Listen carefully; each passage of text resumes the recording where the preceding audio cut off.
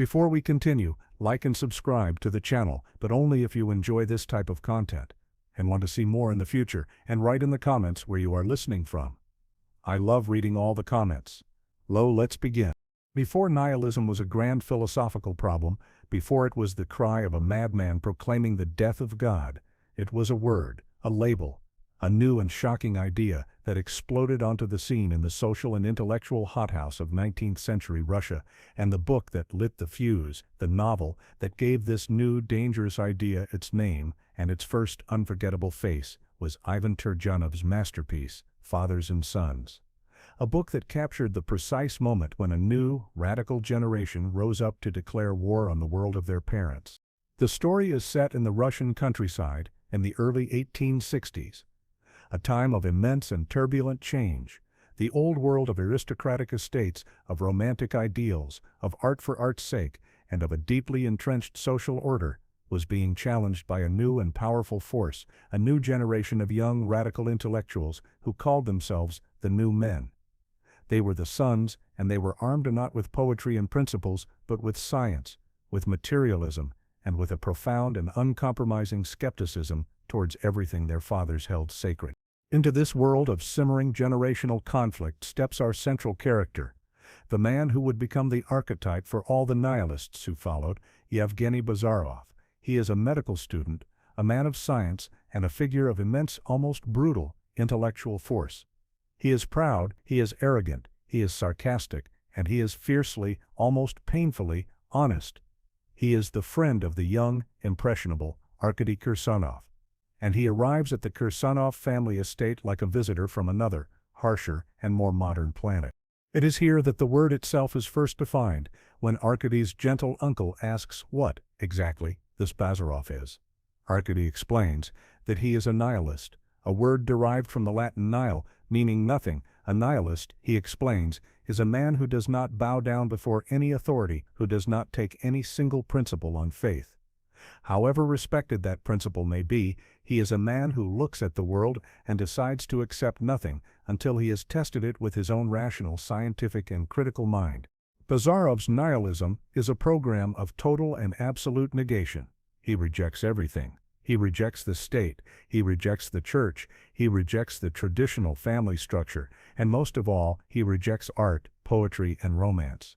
He sees these things as useless, sentimental distractions from the only true and important work, the work of science. A good chemist, he famously and shockingly declares, is 20 times more useful than any poet.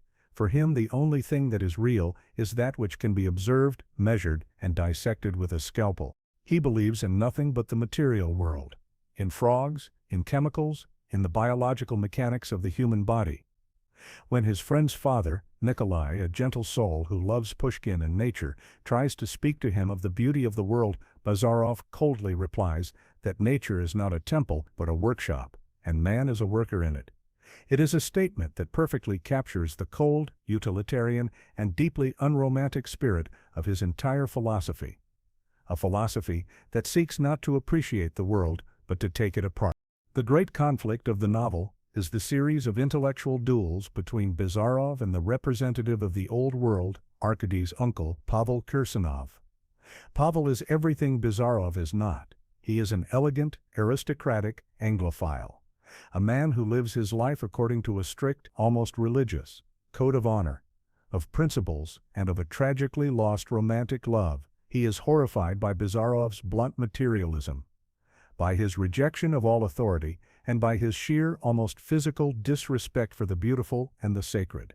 Their arguments are a clash between two entire civilizations. Pavel defends the importance of principles, of aristocratic honor, of the traditions that have guided society, while Bazarov dismisses all of it as outdated, foreign, and useless romantic nonsense. We act by virtue of what we recognize as useful. Bazarov declares, at the present time, the most useful thing of all is negation. So, we negate. Pavel asks the crucial question. You negate everything, but it is necessary to construct as well, and Bazarov coolly replies, that is not our business. First, the ground must be cleared. This is the great and tragic heart of Bazarov's nihilism. It is a powerful tool for destruction, for clearing away the dead wood of the old world. But it has nothing to offer in its place. It is a philosophy of pure, unadulterated negation. But Bazarov's rigid, life-denying theory is soon put to the test by the one force that cannot be dissected with a scalpel or explained by chemistry, the messy, irrational, and powerful force of life itself, and this test comes in the form of a woman. He meets Anna Sergeyevna Odintsova, a beautiful, intelligent, and enigmatic young widow, and for the first time in his life, the cold, confident scientist is thrown into a state of profound confusion. He who had dismissed romance as a form of sickness, a mere trick of biology, finds himself falling deeply, passionately, and agonizingly in love. His rational mind, his nihilistic creed, is completely and utterly betrayed by his own human heart. He is horrified to discover that he is not just a collection of chemicals, but a man capable of a profound, irrational, and deeply romantic passion. His confession of love to Anna is a masterpiece of psychological realism. It is awkward, it is violent, it is the cry of a man who is disgusted with himself for feeling something so contrary to his own philosophy. "So, you know," he says to her, his voice full of a strange, almost savage energy, "that I love you." Stupidly, madly, his love is not a tender sentiment. It is a disease, a weakness, a chaotic force that has shattered the sterile, orderly world of his intellect. He is rejected, and the failure leaves him broken. His confidence, his arrogance, and his very identity have been shaken to their core. In this we see the ultimate failure of a philosophy that does not account for the full spectrum of human experience. Bazarov's nihilism, by dismissing the deep-seated human needs for love, for beauty, and for connection, proves to be an unlivable and incomplete worldview. It is a philosophy that can only produce internal conflict and profound unhappiness. Because it is at war with the very nature of the person who is trying to live by it, it is a system that, in its attempt to be purely useful, disregards the very things that make a life feel worthwhile. In the end, Bazarov is a profoundly tragic figure. He returns to his own humble home, to his loving, simple parents who adore him, and he throws himself back into his only remaining faith, the faith of science. He continues his medical work, treating the local peasants, and one day, while performing an autopsy on a typhus victim, he accidentally cuts himself. He contracts the disease, and his own scientific knowledge tells him, with a cold, brutal certainty, that his end is near. His deathbed scene is one of the most powerful in all of Russian literature. As he lies dying, all of his theories, all of his arrogant negations, fall away, leaving only the raw, vulnerable, and deeply human man beneath. He asks for Anna Odintsova to visit him one last time, and in her presence, he is no longer the confident nihilist, but a dying man, grappling with the great dark mystery of the abyss he is about to enter. "Blow on a dying lamp," he whispers, "and let it go out." It is a final tragic acknowledgment of his own wasted potential. Turgenev's portrait of this first great nihilist is a masterpiece of balance and compassion. He does not present Bazarov as a simple villain. He sees the strength, the integrity, and the tragic grandeur of the man. Bazarov is a hero, but he is a hero of a new and terrible age, a man who was strong enough to tear down the old world, but who had nothing to build in its place. He could negate, but he could not create, and this inability to construct a positive source of value, a source of meaning and well-being, is the ultimate failure of his entire worldview. His story is the necessary starting point for our entire journey into the heart of nothingness. If Ivan Turgenev diagnosed nihilism with the cool, objective precision of a surgeon, then Fyodor Dostoevsky experienced it as a raging fever, a spiritual disease that threatened to consume the very soul of his beloved Russia. He looked at the new generation of nihilists who followed in Bazarov's footsteps and saw not tragic heroes, but demons. He saw a generation possessed, not by supernatural forces, but by something he considered far more dangerous, the abstract, imported, and life-denying ideas of the West. His great and furious response to this crisis is the novel The Possessed. The book is a sprawling, chaotic, and deeply satirical portrait of a provincial town that is torn apart by a small, inept, and yet terrifyingly destructive revolutionary cell. Dostoevsky begins his diagnosis with the fathers, the liberal idealists of the Embodied in the character of Stepan Trofimovich Verkovensky, he is a man of culture, a romantic who has spent his life playing with beautiful, progressive phrases about freedom and enlightenment, but his ideas are a fashionable game, a form of intellectual vanity. He is the careless father who sowed the wind, never once imagining that his own son would be the one to reap the whirlwind. And that son, Pyotr Stepanovich Verkovensky, is the novel's central demon. He is the nihilist, not as a tragic intellectual, but as a cynical, manipulative, and purely destructive con-man. He has taken the romantic slogans of his father's generation and has weaponized them. He speaks of a future utopia, of a brotherhood of man. But he believes in none of it. His only true faith is in chaos. His only true desire is for power, a power he seeks not to build anything new, but simply to revel in the exhilarating spectacle of the old world burning to the ground. Pyotr assembles a small revolutionary cell, a quintet, but they are not the noble heroes of his propaganda. They are a pathetic collection of resentful, vain, and deeply insecure second-rate intellectuals.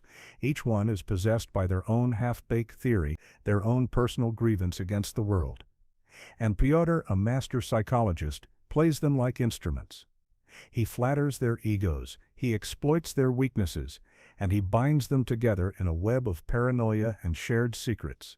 He understands that the quickest path to control is not through inspiration, but through the cultivation of mutual fear. The group's own mad philosopher, a man named Shigaliov, provides the chillingly logical blueprint for the hell they intend to build. His theory, which he calls Shigaliovism, is Dostoevsky's most direct and terrifying prophecy of the totalitarian states of the 20th century.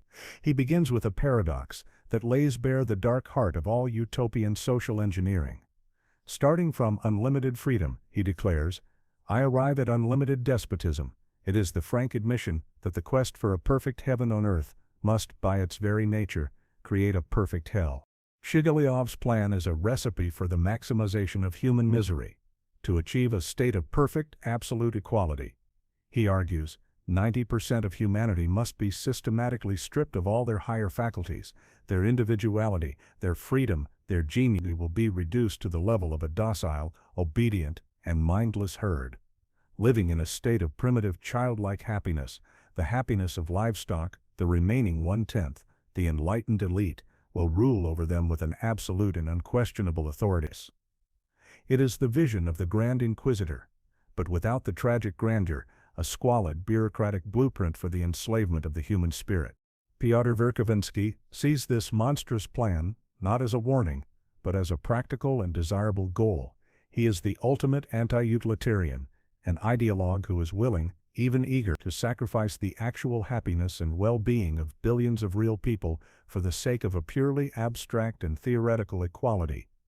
His project is a direct assault on every value that contributes to human flourishing, freedom, creativity, love, and individuality. All must be sacrificed on the altar of his monstrous idea, a plan that can only result in a catastrophic net loss of happiness for the world. To achieve his ends, he knows he needs to bind his followers together with something stronger than mere ideas. He needs to bind them with a shared, unforgivable transgression. He engineers the situation so that the group must participate in the elimination of one of their own members, Shatov, a man who has renounced their nihilistic cause. By forcing them all to take part, he makes them all complicit. He chains them to himself and to each other with a bond of shared blood and inescapable guilt. It is a perfect model for the political terror and purges that would come to define the revolutionary movements of the next century. The novel descends into a firestorm of destruction. Driven by Pyotr's cynical manipulations, the town is engulfed in literal fires. A great public festival is deliberately turned into a drunken, violent riot, and the entire social fabric is torn apart by an atmosphere of paranoia, accusation, and fear. Dostoevsky is showing us, with a furious and prophetic clarity, that ideas are not harmless. They are active, demonic forces that, once unleashed upon the world, can possess the minds of men and burn a civilization to the ground. The abstract theories have created a world of very real and very terrible suffering. At the still cold center of this chaotic whirlwind is the enigmatic figure of Nikolai Stavrogin. He is the source of all the demonic ideas that possess the other characters, but he himself is possessed by nothing. He is a spiritual vacuum, A man who has already explored the farthest reaches of transgression and has found only a profound and soul-crushing boredom. He is the hollow sun, the charismatic void into which all the others pour their hopes and their hatreds. A terrifying portrait of a soul that has died long before its body. The Possessed is Dostoevsky's great and furious act of exorcism, an attempt to cast out the demons of nihilism that he saw infecting the soul of Russia. It is his most powerful warning that any ideology, whether of the left or the right, that places an abstract theory above the concrete, compassionate, and sacred reality of the individual human soul will inevitably lead to a hell on earth. He saw, with a clarity that still chills the blood, that the beautiful dream of a man-made paradise was, in fact, a blueprint for the most miserable and most dehumanizing prison ever conceived. After witnessing the explosive, chaotic, and ultimately public nature of the nihilism in The Possessed, we now retreat from the revolutionary cell to the claustrophobic confines of a single human mind. For Dostoevsky's most detailed, most intimate, and most psychologically profound exploration of nihilism is not a political drama, but the story of one man's terrible, solitary experiment. It is the story of Rodion Romanovich Raskolnikov, a man who did not just debate nihilism, he took its terrifying logic to its absolute conclusion and tested it with an act of profound and irreversible violence. Raskolnikov is a true believer, a stark contrast to the cynical and manipulative Pyotr Verkovensky. He is a man who is possessed not by a desire for power, but by the sheer, unadulterated force of an idea. He has reasoned his way into a moral abyss, and his great crime is not an act of passion or of greed, but an act of the intellect, a desperate, misguided attempt to prove a philosophical theory. His story is Dostoevsky's great case study in what happens when a brilliant mind completely detaches itself from the compassionate wisdom of the human heart. His theory, born in the feverish isolation of his coffin-like room, is a perfect expression of moral nihilism. He has looked at the world, at its traditional values, at its religious foundations, and he has found them all to be empty, hollow convention created by the timid masses to keep the truly great in check. He decides to reject these old value tables and to create a new one, a new morality, based not on God, but on a simple, brutal, and seemingly rational distinction between two kinds of people, the ordinary and the extraordinary. The vast majority of humanity, he argues, is ordinary. They are the material, the lice, the timid creatures who must live in obedience to the law. But the extraordinary few, the Napoleons of the world, are the true movers of history, and they are not bound by the same rule. They have an inner right to transgress, to step over any obstacle, including the life of another human being, if it is necessary for the fulfillment of their great, world-changing idea. It is a philosophy that replaces the sacredness of the soul with the utility of the genius. This theory allows him to perform what he sees as a simple, logical calculation. The arithmetic of crime. He targets the old pawnbroker, a woman he deems a useless, malicious parasite, and he weighs her life against the potential good that could be done with her money. 1 death and 100 lives in exchange, he reasons. It is a grotesque and monstrous parody of a utilitarian calculation. A true reckoning of consequences would have to include the terror caused to the community, the suffering of the victim's family, and the devastating psychological ruin of the perpetrator himself. But Raskolnikov's arithmetic is a selfish, incomplete, and deeply flawed calculation, one that only includes the variables that support the answer he has already chosen. But Dostoevsky's great insight is to show that a human being is not a simple calculating machine. Raskolnikov's theory is a product of his intellect, his head, a cold, abstract, and seemingly logical construction, but his heart, his innate, irrational, and deeply human capacity for empathy and compassion, immediately declares war on his own idea. This war is fought in the deepest recesses of his soul, in the impulses he cannot control and the dreams he cannot escape. It is a battle between his nihilistic idea and his own stubborn humanity. We see this humanity in his impulsive acts of charity. He gives his last few coins to the suffering Marmeladov family, an act he later despises as a moment of weakness. We see it in his profound, almost physical love for his mother and sister, a love that his cold, utilitarian theory cannot account for, and most powerfully, we see it in his famous dream of the beaten mare, a horrifying vision of senseless brutality that forces him to confront his own innate, childlike horror at the very violence his theory is about to sanction. His heart knows what his head is trying to deny, that to harm another is to inflict an unbearable wound upon himself. The act itself is the ultimate and catastrophic failure of his experiment. He is not the calm, detached, and superior being he had imagined. He is not a Napoleon, coolly directing the course of history. He is a terrified, clumsy, and panicked man, driven not by a grand philosophy, but by a series of chaotic, random chances. The unexpected and tragic arrival of the innocent Lizaveta completely demolishes his simple arithmetic, forcing him into a second, unplanned transgression that has no theoretical justification whatsoever. It is a brutal, messy, and deeply human act, not the clean, sterile, and logical operation he had envisioned. And in the aftermath, his punishment is immediate and internal. It is not the police who hunt him, it is his own conscience, his own body, which succumbs to a raging fever, and his own mind, which plunges him into a state of profound paranoia and alienation. He discovers the great Dostoevskian truth, that a man cannot, by a simple act of will, sever himself from the moral fabric of the universe. The law he has broken is not just a social convention, it is a deep, spiritual law that is woven into the very fiber of his own being, and in breaking it, he has not liberated himself. He has shattered himself. Raskolnikov's story is Dostoevsky's great argument for the fundamental impossibility of a truly lived nihilism. At least for any human being who still possesses a conscience, you cannot simply decide that morality does not apply to you, because morality is not just an external set of rules, it is an internal reality, an inescapable part of what it means to be human. His entire journey is a slow, agonizing, and bloody rediscovery of this ancient truth, a truth he had tried to reason his way out of. His crime of the intellect is ultimately a crime against his own happiness and the well-being of everyone around him.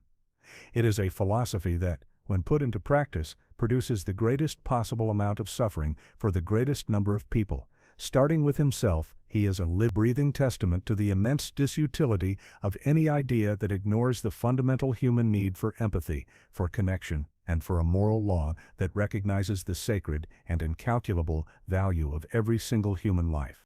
We have met the scientific nihilist in Bazarov and the political nihilist in Pyotr Verkovensky, but we now turn to Dostoevsky's final and most profound creation, the intellectual nihilist, the man whose rebellion is not born of arrogance or a lust for power, but of a deep, tormenting, unbearable love for humanity.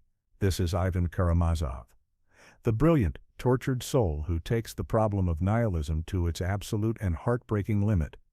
His is not a simple rejection of values, it is a rebellion against the very structure of reality itself. His rebellion, as we have seen, begins not with a denial of God, but with a rejection of God's world. He has collected a library of facts, of stories of the most monstrous and unforgivable suffering inflicted upon innocent children, and on the foundation of these tears, he builds his case against creation. He concludes that no future paradise, no higher harmony, can possibly justify the suffering of a single innocent child, and in a gesture of profound moral defiance, he declares that he must respectfully return his ticket to such a world. This is the emotional core of his nihilism, a nihilism born not of cold logic, but of a hot, unbearable compassion. But this rejection of God's world leaves a terrifying vacuum. If God's plan is morally unacceptable, what is the alternative? What kind of world would a compassionate, rational, but unbelieving mind build in its place? Ivan answers this question with a story, a poem in prose, that he recounts to his devout younger brother Ilyosha. It is the parable of the Grand Inquisitor, the single most famous and most philosophically dense chapter in all of Dostoevsky's work. And it is a chilling blueprint for a world that has chosen happiness over freedom. The story is set in 16th century Seville. At the height of the Spanish Inquisition, Christ returns to earth, walking silently among the people. He is instantly recognized, and he begins to perform miracles, but his return is interrupted by the arrival of the Grand Inquisitor, a 90-year-old cardinal who has him arrested and thrown into a dungeon. That night the old man confronts his silent prisoner, and what follows is not an interrogation, but a long, terrible, and strangely compassionate monologue, a justification for why the Church has rejected Christ in the name of humanity. The Inquisitor's argument is, in essence, a dark and powerful utilitarian proposal. He accuses Christ of having made a catastrophic mistake, of having burdened humanity with the one thing it can never bear, the terrible gift of freedom. He argues that this freedom is the primary source of all of mankind's suffering, its anxiety, its guilt, and its endless, chaotic conflict, and to maximize the happiness and well-being of the vast, weak majority, this freedom must be taken away. He presents a vision of a world where suffering has been eliminated, but at the cost of the human soul. His entire case is built on the three temptations of Christ in the desert, which he claims were a perfect roadmap for the enslavement, and therefore, the happiness of mankind. The first temptation was to turn stones into bread. Christ rejected this, offering heavenly bread instead, but the Inquisitor calls this a failure of compassion. For man, he says, is a weak and grateful creature who will always follow the one who feeds him. The Church, he claims, has corrected this error. It has taken away man's freedom, and in return it gives him earthly bread, guaranteeing the basic material well-being of the human herd. The second temptation was to perform a miracle. To prove his divinity beyond all doubt, Christ rejected this, demanding a free faith. But the Inquisitor argues that humanity does not want free faith. It wants certainty. It craves miracle, mystery, and authority. The burden of a free conscience is too heavy. And so, the Church provides what the people truly desire. It gives them incomprehensible dogmas to believe in. It gives them rituals to perform. It gives them a clear, external authority to obey. It has lifted the terrible weight of doubt from their shoulders, allowing them to live in a state of comfortable psychological security. The third temptation was the offer of universal power, the chance to unite all the kingdoms of the world under a single benevolent rule. Christ rejected this, but the Inquisitor says the Church is working to complete this project, to create a universal state, a common and ardent anthill that will finally put an end to all war and all human conflict. It is a vision of a perfectly ordered, perfectly stable, and perfectly peaceful global society, a society made possible only by the complete and total surrender of individual liberty. The Inquisitor presents himself not as a monster, but as a tragic martyr. He and the other rulers of the Church have taken the burden of freedom and the terrible knowledge of the truth upon themselves. They will suffer, he says, knowing that they are leading their flock with a lie. But they do so out of a deep and sorrowful love for the weak, pathetic creatures they are trying to protect. They have chosen to sacrifice their own souls to secure the simple, childlike happiness of the billions. It is the ultimate utilitarian calculation, the sacrifice of the few, the noble, and the true, for the sake of the greatest happiness for the greatest number.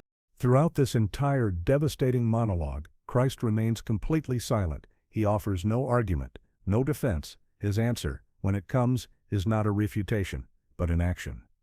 He quietly approaches the old, withered man who has just condemned him, and he kisses him on his bloodless, aged lips. It is a silent, profound, and utterly disarming act of love and forgiveness. A gesture that transcends all of the Inquisitor's intricate, logical, and compassionate arguments. It is an affirmation of a truth that the Inquisitor's system has no room for. The old man is deeply shaken. The kiss burns his heart. He releases his prisoner, telling him to go and come no more.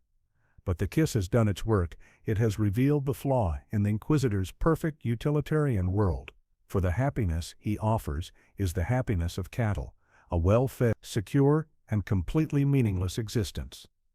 Christ's silent kiss is a reminder that true human flourishing requires more than just comfort and security. It requires the freedom to choose, to love, to struggle, and even to fall. For in that freedom, however painful, lies our ultimate dignity.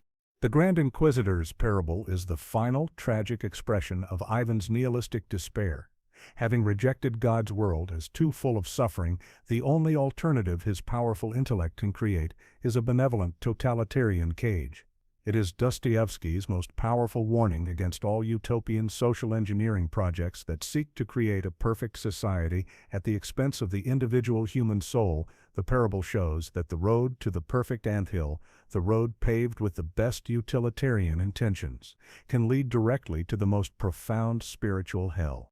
If the great Russian writers of the 19th century were the first to diagnose the symptoms of the new disease called nihilism, it was the German philosopher Friedrich Nietzsche who first dared to look directly into the abyss, to take the full measure of the crisis and to announce it to a world that was not yet ready to hear it. He was the great philosopher of nihilism, not because he was a nihilist himself, but because he understood, with a terrifying and prophetic clarity, that the death of all meaning was the central, defining, inescapable event of the modern age. His most famous and most explosive diagnosis comes not in a dense philosophical treatise, but in a short, powerful, and unforgettable parable, the story of the madman, which appears in his book The Gay Science. It is a story that encapsulates the entire crisis of meaning that we are still living with today. A story that begins in a place of supposed enlightenment, the public marketplace, on a bright, sunlit morning. A madman appears, carrying a lit lantern in the bright morning hours, and he runs into the middle of the marketplace, which is crowded with people, many of whom happen to be atheists, and he begins to cry, his voice filled with a frantic, desperate energy, "I seek God, I seek God." The atheists in the marketplace, who are busy with their commerce and their worldly affairs, find this deeply amusing. They laugh at him, they mock him. Has he got lost like a child? One sneers. Or is he hiding? Is he afraid of us? Has he gone on a voyage, emigrated? Their laughter is the laughter of the naive, the laughter of those who do not understand the true consequences of their own unbelief. They are like children playing with dynamite. They have given up their faith in God, but they have not yet begun to comprehend the earth-shattering implications of what they have done. They believe that they can simply remove God from the picture and that everything else, morality, purpose, meaning, will simply remain intact. They have not yet understood that they are sitting on a branch that they themselves have just sawn off from the tree of life. The madman, who is not mad at all, but is the only sane man in the square, turns on them, his eyes blazing with a terrible fire, and he delivers his great, world-shattering proclamation. "Where is God?" he cries. "I will tell you. We have killed him, you and I, we are all his murderers." This is the most famous and most misunderstood phrase in all of modern philosophy. It is not a cry of atheistic triumph, it is a statement of profound, almost unbearable horror. It is the announcement of a murder, the greatest murder in the history of the universe. God is dead is not a statement about the biological or metaphysical existence of a deity, it is a cultural diagnosis. Nietzsche is the doctor who, after a long and careful examination of his patient, Western civilization, is now announcing the time of death. He is saying that the belief in the Christian God, the belief which for 2,000 years had served as the absolute foundation for all of Western morality, all of its meaning, all of its purpose, all of its sense of up and down, has ceased to be believable. It has been killed by our own intellectual conscience, by the rise of science, by our own will to truth. And the madman forces the shallow, laughing atheists to confront the true, terrifying scale of what this means. He bombards them with a series of frantic, poetic questions. How were we able to drink up the sea, he asks. Who gave us the sponge to wipe away the entire horizon? What were we doing when we unchained this earth from its sun? Each question is a powerful metaphor for the cosmic disorientation that will follow this event. To lose God is to lose our horizon, our orientation, our sun. It is to become untethered, to drift in an endless, empty and meaningless cosmos. Are we not straying as through an infinite nothing? He cries. Do we not feel the breath of empty space? Has it not become colder? Is not night continually closing in on us? This is the beginning of nihilism, the feeling of a world that has lost its center of gravity. A world where all values, which were once anchored in the divine, have come loose. A world where there is no longer any absolute up or down, no right or wrong, no purpose. There is only the cold, silent, and infinite void, an abyss into which humanity is now plunging. From a utilitarian perspective, this is a diagnosis of a coming catastrophe of well-being. The death of God is not just a philosophical problem, it is an event that will unleash centuries of unimaginable suffering, chaos, and warfare, as humanity, stripped of its shared moral framework, struggles violently to find a new source of meaning, a new sun to chain its earth to. The comfortable, orderly world the atheists in the marketplace take for granted is about to be consumed by a crisis of meaning so profound that it will threaten the very survival of the species, a catastrophic loss of utility for all. But the madman, The prophet realizes that he has come too early. The crowd stares at him, silent and bewildered. They do not understand what he is talking about. "I have come too soon," he says. "My time is not yet." This tremendous event is still on its way, still wandering. It has not yet reached the ears of men. He understands that even though the deed has been done, the full consequences, the full, soul-shattering horror of it, will not be felt for generations. The corpse of God has not yet begun to decay. He throws his lantern to the ground, and it shatters and goes out. His light is useless in a world that is not yet aware of its own darkness. He says that he has done nothing but enter churches and sing a requiem, a funeral mass, for the God that we ourselves have slain. He is the lonely prophet of a coming age. An age that will be defined by the great central problem of nihilism. The problem of how to live in a world that has wiped away its own horizon. Nietzsche, through the figure of the madman, has announced the arrival of nihilism as the central, inescapable destiny of the West. He has shown that the easy, comfortable atheism of his time was a shallow and deeply naive position, failing to grasp the terror of its own implication. The death of God is not an answer, it is a question, the most terrible and most difficult question humanity has ever been forced to ask itself. How do we now live? What is the meaning of our existence? And who or what will we become, now that we have made ourselves murderers of God? The rest of Nietzsche's philosophy, as we are about to see, is his own desperate, heroic, and deeply personal attempt to answer this very question. He has diagnosed the disease, the coming of a profound and world-altering despair. Now he must try to find the cure. He must find a way for humanity to pass through the dark valley of nihilism and to emerge on the other side, not as a broken and pathetic creature, but as something stronger, something healthier, and something new. Something he will call the overman. The death of God was not an accident, it was a murder, and for Friedrich Nietzsche, the crime scene was 2,000 years old.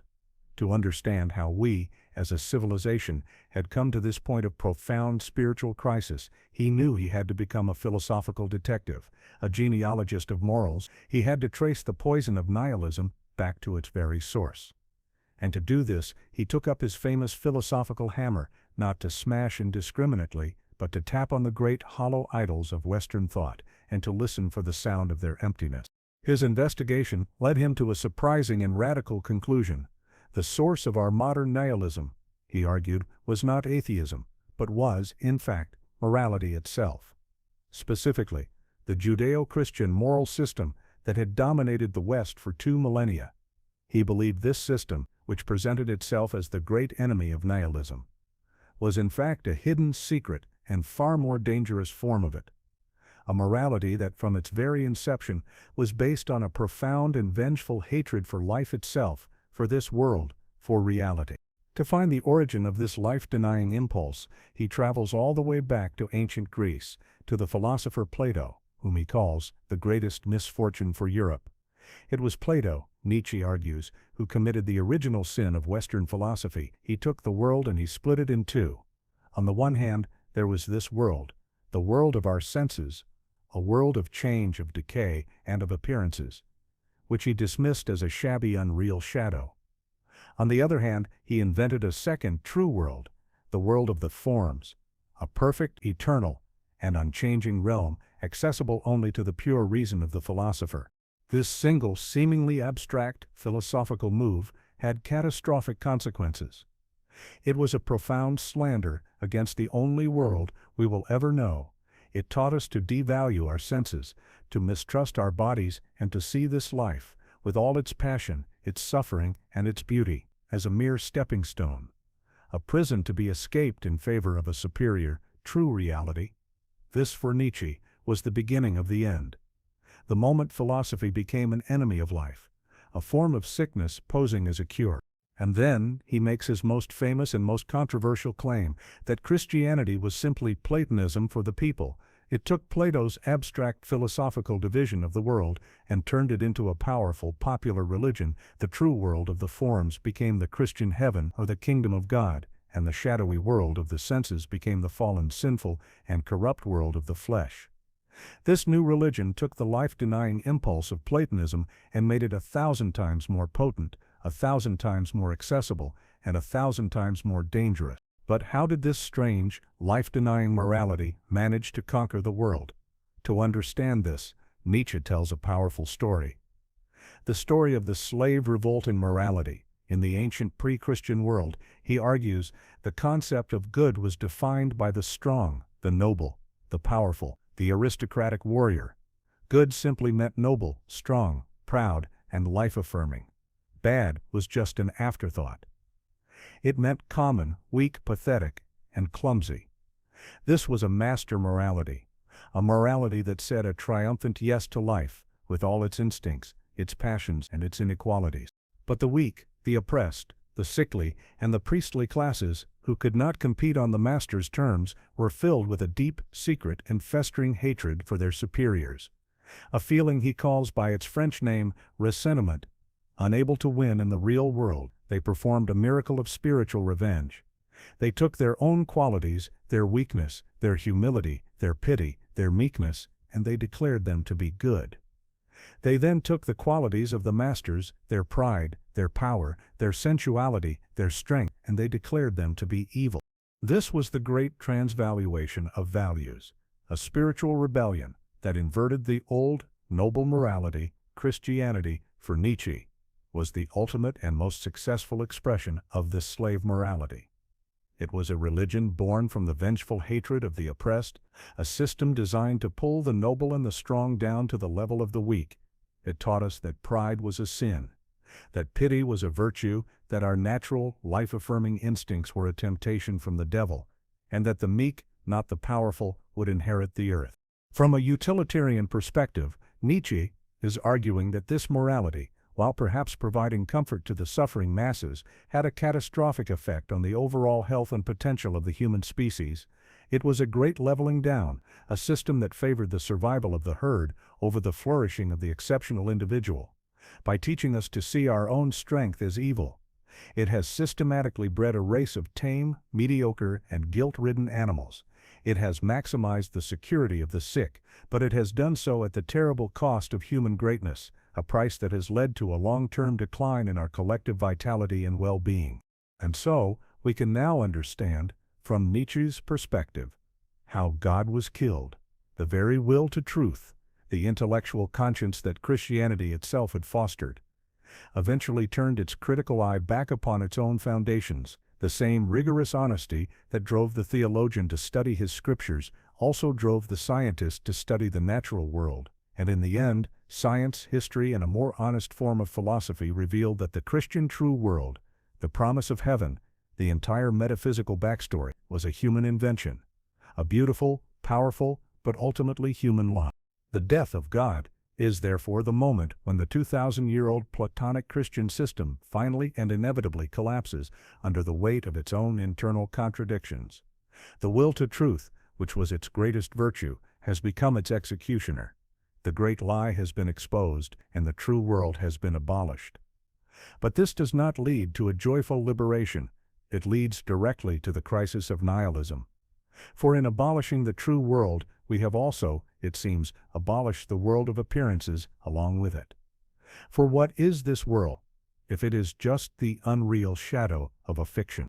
We have killed God, but we are still left with the life-denying, life-hating morality that was built upon him.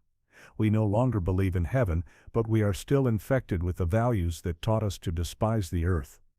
This is the great, terrible, and transitional state of passive nihilism, the twilight of the idols. The moment after the old gods have died, but before any new ones have been born, we are left with nothing. A void, an abyss, a world stripped of all value, meaning, and purpose. Nietzsche has now completed his diagnosis. He has shown us that the nihilism of his age is not a strange new sickness, but is the logical and inevitable endpoint of our most cherished and most sacred beliefs. He has tapped on the great idols of truth, of God, and of morality, and he has found them all to be hollow. But Nietzsche is not content to simply be a diagnostician. His great and final project, as we are about to see, is not just to describe the abyss, but to find a way to overcome it, to perform a new revaluation of all values, and to create a new life-affirming morality for a world that has finally been freed from its 2,000-year-old lie. The idols have been tested, The hammer has fallen, and the great 2,000-year-old lie of the true world has been exposed. Friedrich Nietzsche, in his role as the great diagnostician of the modern soul, has shown us that the foundations of Western civilization have crumbled. God is dead, and we are his murderers.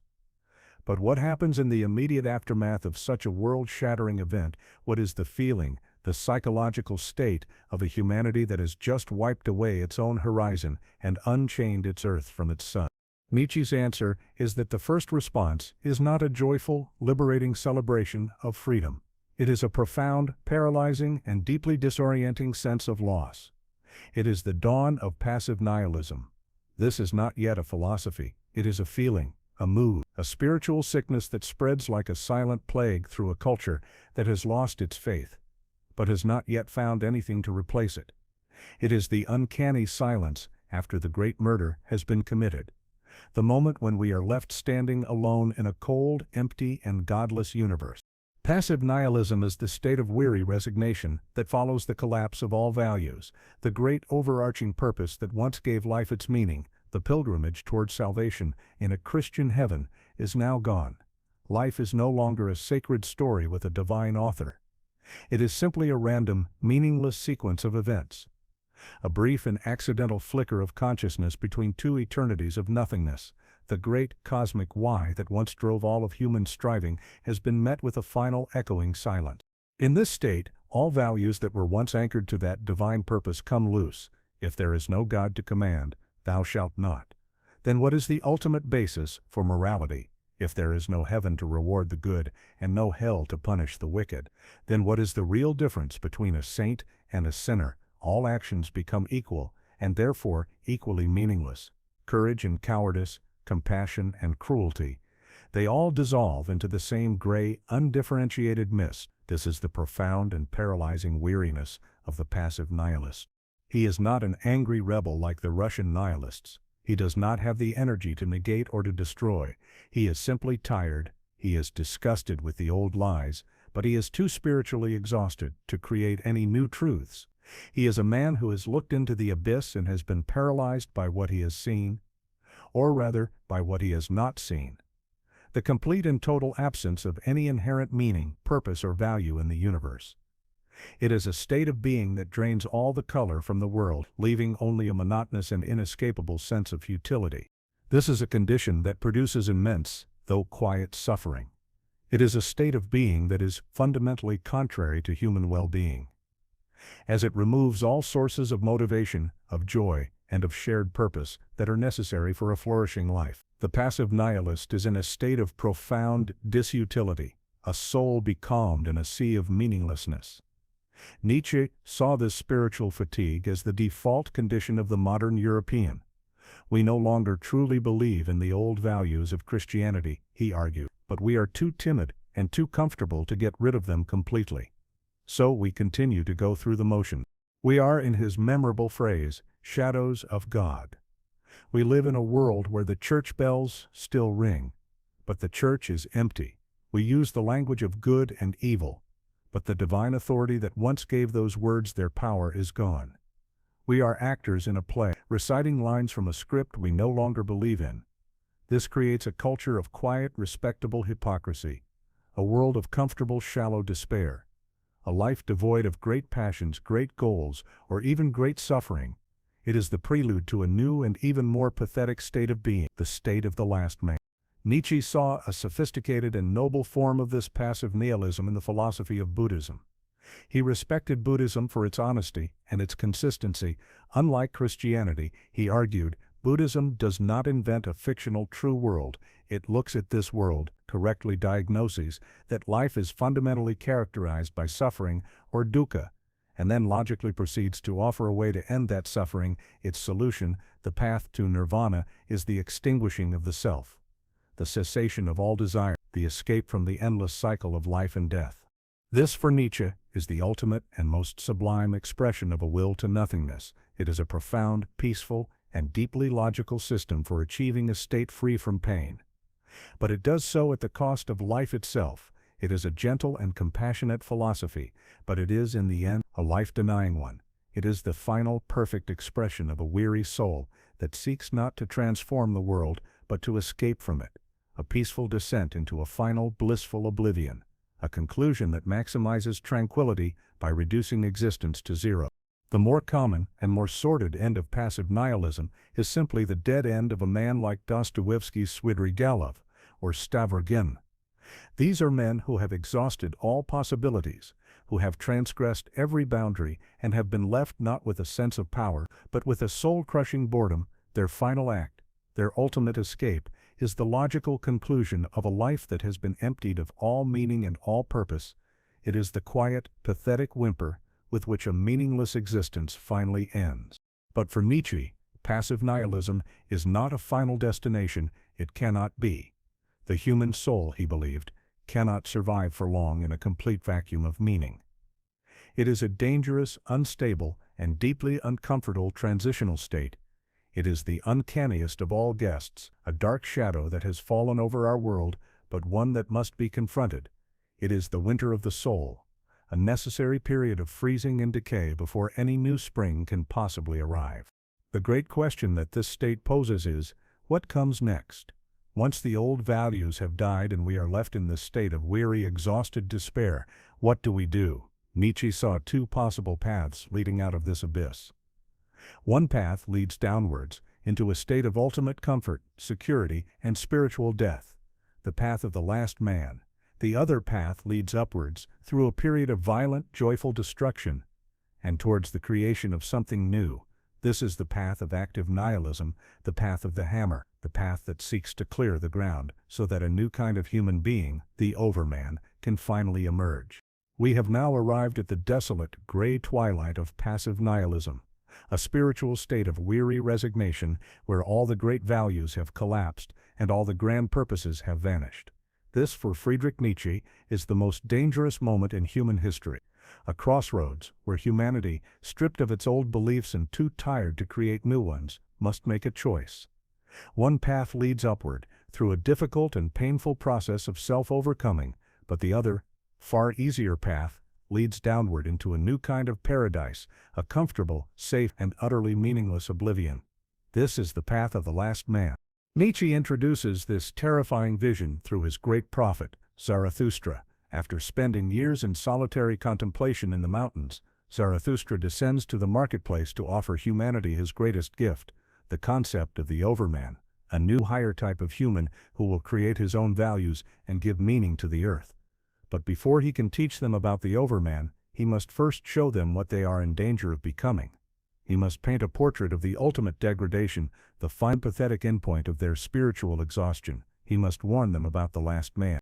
The last man, Zarathustra proclaims, is a creature who says, "We have invented happiness, and it is in the nature of this happiness that the true horror lies. The world of the last man is a world where all the sharp edges of life have been sanded down, all the great struggles have been overcome, and all the profound passions have been domesticated. It is a world where comfort, security, and the absence of pain have become the highest and only values. A world that has, on the surface, achieved a state of near-perfect utility by eliminating all sources of strife. In the world of the last man, there are no more rich and no more poor, for both are too troublesome. There are no more rulers and no more ruled, for who would want the burden of either? Everyone is equal. Everyone desires the same small, simple things. There is no more conflict, no more competition, only a placid, lukewarm, and unending state of social harmony. They have their little pleasures for the day, and their little pleasures for the night. But they take care of their health, for health is the new highest good in a world that has no room for suffering. They work, but not too hard, for work is a pleasure, and no pleasure should be too strenuous. They have their little entertainments, their blinking screens, and their trivial diversions to keep them occupied. They take a little poison now and then, he says. That makes for pleasant dreams, and much poison at the last. For a pleasant passing, they have managed their lives and their deaths with a calm, rational efficiency, removing all the terror, all the mystery, and all the meaning from both. They are the perfectly managed herd, content in their perfectly comfortable pasture. The great, life-altering passions that once defined humanity, love, ambition, creativity, the search for truth, are all seen as forms of sickness, as dangerous and outdated relics of a more barbaric time. Formerly all the world was mad, say the most refined of them, and they blink. This blinking is the characteristic gesture of the last man. It is the blink of an animal that is content, that does not understand, and that does not want to understand. It is the blink of a soul that has become too small to harbor any great questions or any great longings. This is the ultimate utilitarian paradox. The last man lives in a society that has, by some measures, achieved a perfect state of well-being. Poverty, war, and disease have been largely overcome, and everyone is happy. But Nietzsche forces us to confront the quality of this happiness. It is a small, shallow, and deeply degraded form of contentment. A happiness purchased at the cost of everything that gives life its grandeur, its depth, and its meaning. It is the happiness of a well-cared-for house pet, not the happiness of a creator, a saint, or a hero. The last man is the final victory of the slave morality that Nietzsche so despised. It is the triumph of the herd instinct over the will of the individual. Their motto is, "No shepherd in one herd." Everyone wants the same. Everyone is the same. They are suspicious of anyone who is different, of anyone who still feels a great passion or a great ambition, for such people are a threat to their placid, untroubled existence. They are the embodiment of a society that has traded greatness for comfort and meaning for a long, quiet, and utterly pointless life. And what is the reaction of the crowd in the marketplace when Zarathustra presents them with this horrifying vision of their own potential future? They do not recoil in terror. They do not see it as a warning. They see it as a promise. They are delighted. "Give us this last man, O Zarathustra," they shout. "Make us into these last men, and you can have the overman." This is the great tragic punchline of Zarathustra's first sermon. Humanity does not want to be overcome. It does not want the difficult, painful, and dangerous task of creating new values. It is tired, and it yearns for the comfortable oblivion that the last man represents. Nietzsche's vision of the last man is one of his most powerful and enduring prophecies. It is his critique of the direction he saw modern democratic and consumerist society heading. A world where the pursuit of safety, of comfort, and of a long, risk-free life becomes the only goal. A world where the great, difficult questions of the soul are drowned out by the constant, blinking hum of trivial entertainment. It is a warning against a future that has successfully eliminated all its problems, and in doing so has eliminated its own reason for being. The last man is the great nausea that Zarathustra feels for the current state of humanity. He is the ultimate symbol of what we must overcome if we are not to slide into a final, pathetic, and meaningless end. He is the comfortable, blinking abyss, the final, most seductive, and most dangerous form of passive nihilism. A nihilism that has become so complete that it has even forgotten that it is nihilism, a nothingness that has learned to call itself happiness. The choice that Nietzsche, through Zarathustra, now places before us is stark and absolute. On the one hand, there is the slow, comfortable, and spiritually empty decline into the world of the last man. On the other hand, there is the difficult, dangerous, and creative path of active nihilism, the path that says no to this degradation, the path that seeks to overcome this pathetic state and to create new, life-affirming values. The terrifying vision of the last man is the great no that makes Nietzsche's great yes to life possible and necessary. We have now reached the great fork in the road of modern history, as envisioned by Friedrich Nietzsche. Behind us lies the smoldering corpse of God and the hollow, crumbling idols of a 2,000-year-old morality. Before us lie two possible paths. One leads down into the valley of the last man, a world of comfortable, blinking, and meaningless contentment, a slow, peaceful, and pathetic end for the human species. But there is another path, a more difficult, more dangerous, and infinitely more hopeful one, a path that leads not down but through the abyss. This is the path of active nihilism. Active nihilism is the great and powerful antidote to the weary, spiritual exhaustion of its passive counterpart. If passive nihilism is the tired sigh of a will that has given up, the quiet acceptance of meaninglessness, then active nihilism is a roar of defiance. It is not a sign of weakness or decay, but a sign of immense, overflowing strength. It is the reaction of a healthy, powerful soul that looks upon the meaninglessness of the world and upon the pathetic comfort of the last man, and feels not despair but a profound and invigorating disgust. It is a will that is still strong enough to say no. This is the philosophy of the hammer, the philosophy that Nietzsche outlined in his great work, The Twilight of the Idols. The active nihilist is the one who takes up this hammer, not to engage in mindless brutish destruction, but to act as a kind of philosophical physician, tapping on the ancient revered idols of Western civilization, the idols of truth, of reason, of morality, to see which ones are hollow, and his diagnosis is that they are all hollow. They are all symptoms of a long, slow decay, a sickness that has been mistaken for virtue. The first and most important task of the active nihilist, therefore, is destruction.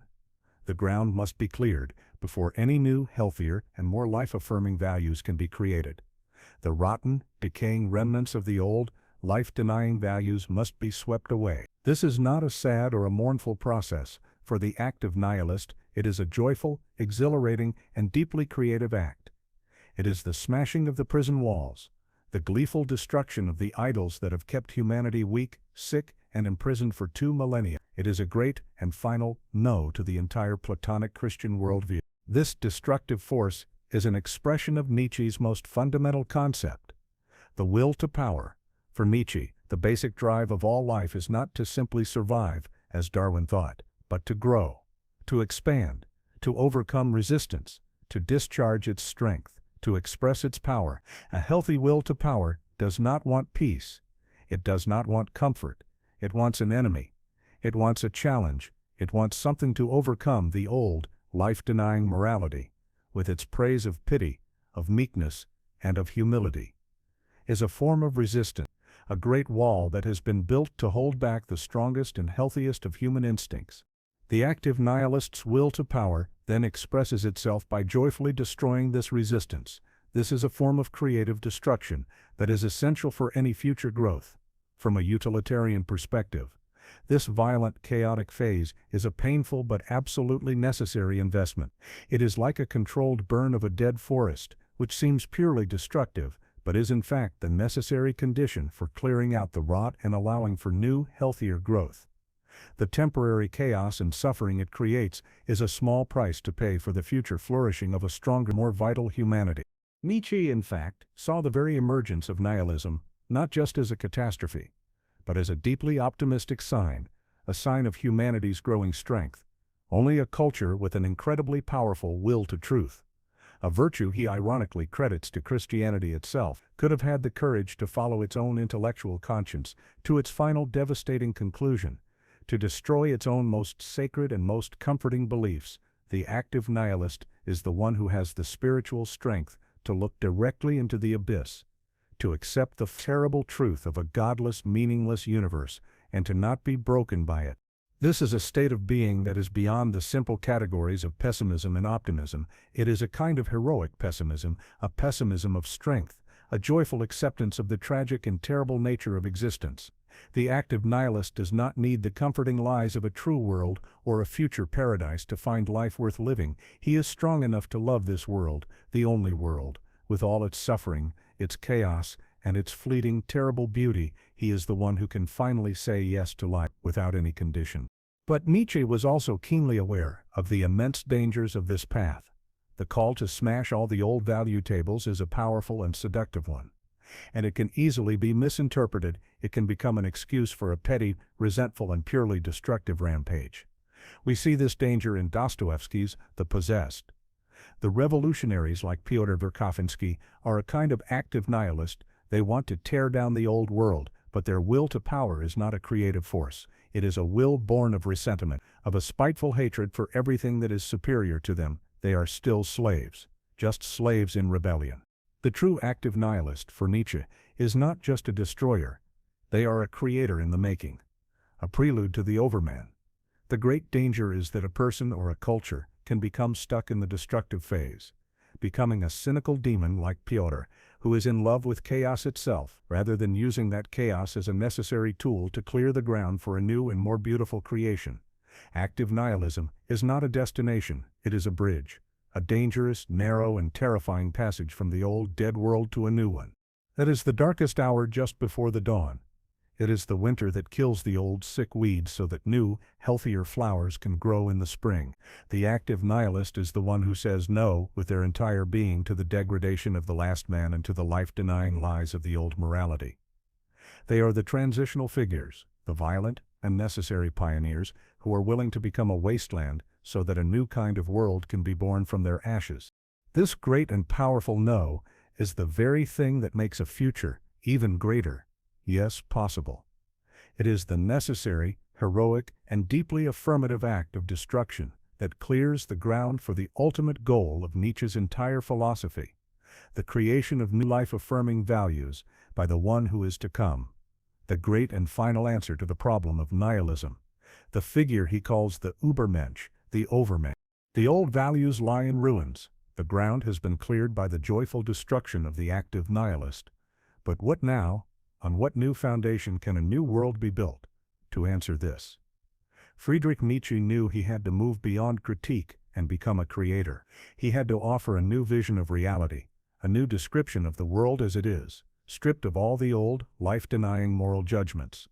His great and final attempt to do this is contained in his most famous and most dangerously misunderstood concept, the will to power.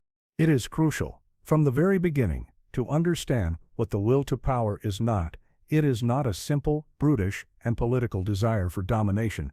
It is not the vulgar ambition of a tyrant to oppress the masses, or the goal of a nation to conquer its neighbors. To read it this way is to fall into the very trap that the propagandists of the 20th century would later set. The will to power is not a political program.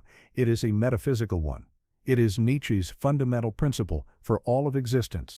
He argues that the most basic, instinctual drive of every living thing, of every force in the universe, is not, as the Darwinists thought, a simple will to survive, nor is it, as the English utilitarians claimed, a will to find happiness and pleasure. These are secondary symptoms. The true underlying drive of all existence, from the smallest amoeba to the greatest artist, is the will to power. This is the deep, innate, and unending impulse of all things to grow, to expand, to overcome resistance, to discharge their strength, and to stamp their own unique form onto the chaos of the world. Life, for Nietzsche, does not simply want to be. It wants to become more. It seeks not a state of peaceful equilibrium, but a feeling of increased power, a sensation of growth and overcoming. He famously and scornfully declared, "Man does not strive for happiness, only the Englishman does that." He believed that happiness, or pleasure, is not the goal of our actions. It is merely a secondary feeling, a symptom that arises when our power has successfully increased. When we have overcome an obstacle, the primary drive is for the feeling of power itself. This single, fundamental principle manifests itself in 1,000 different ways. The will to power of a great artist is their irresistible urge to take the raw, chaotic material of their experience, and to shape it, to organize it, and to impose upon it a beautiful and meaningful form. The will to power of a scientist is their desire to understand the world, to take the chaos of phenomena and to impose upon it the order and simplicity of a rational theory. The will to power of a philosopher is the desire to create new value, to give a new meaning and a new direction to all of humanity. Even the ascetic saint, the man who denies his own body and his own worldly desires, is for Nietzsche driven by a subtle and powerful form of the will to power. His self-denial is an act of will turned back upon itself, a desire to achieve a perfect mastery over his own instincts, a feeling of profound spiritual superiority and control. Every act, from the most creative to the most self-destructive, is at its core a manifestation of this single, universal, and inescapable drive to expand, to overcome, and to discharge its strength. With this concept, we can now understand the distinction between master morality and slave morality in a new and deeper way. A master morality is the direct, honest, and life-affirming expression of a strong and healthy will to power. The noble individual says yes to their own instincts, to their own strength, and creates their own values from a feeling of overflowing power. A slave morality, on the other hand, is the expression of a weak, reactive, and resentful will to power. It is the will of the herd, which, being too weak to create its own values, can only gain a feeling of power by tearing down the values of the strong. This provides a new and challenging standard for what is good or useful. The utilitarian asks, does this action increase the overall happiness and reduce the overall suffering of the herd? Nietzsche asks, a different, and to his mind more profound question, does this action enhance the feeling of power? Does it overcome resistance? Does it affirm life? Does it contribute to the growth of a stronger, nobler, and more beautiful type of human being? From this perspective, things that cause pain, like struggle, hardship, and even suffering, can be considered good, if they serve as the necessary resistance that ultimately makes a person stronger. This is a direct assault on the ethics of comfort and security. For Nietzsche, a society that makes the elimination of all suffering its highest goal is a society that is in a state of decline, a society that is producing a weaker, more pathetic, and less vital form of humanity. It is a society that is preparing the way for the last man. The ultimate goal is not to maximize the simple pleasure of the masses, but to enhance the power, the creativity, and the greatness of the human species as a whole. A project that requires struggle, inequality, and a joyful acceptance of the tragic nature of life. The will to power, then, is the great engine of Nietzsche's positive or creative philosophy. It is the force that drives the active nihilist to smash the old, life-denying idols with his hammer. It is the raw, chaotic, and beautiful energy that the great creator, the overman, will learn to harness and to shape. It is the fundamental reality that is left after all the old illusions of a true world, of a divine purpose, and of a universal moral law have been stripped away. It is the untamed, amoral, and endlessly creative heart of existence itself.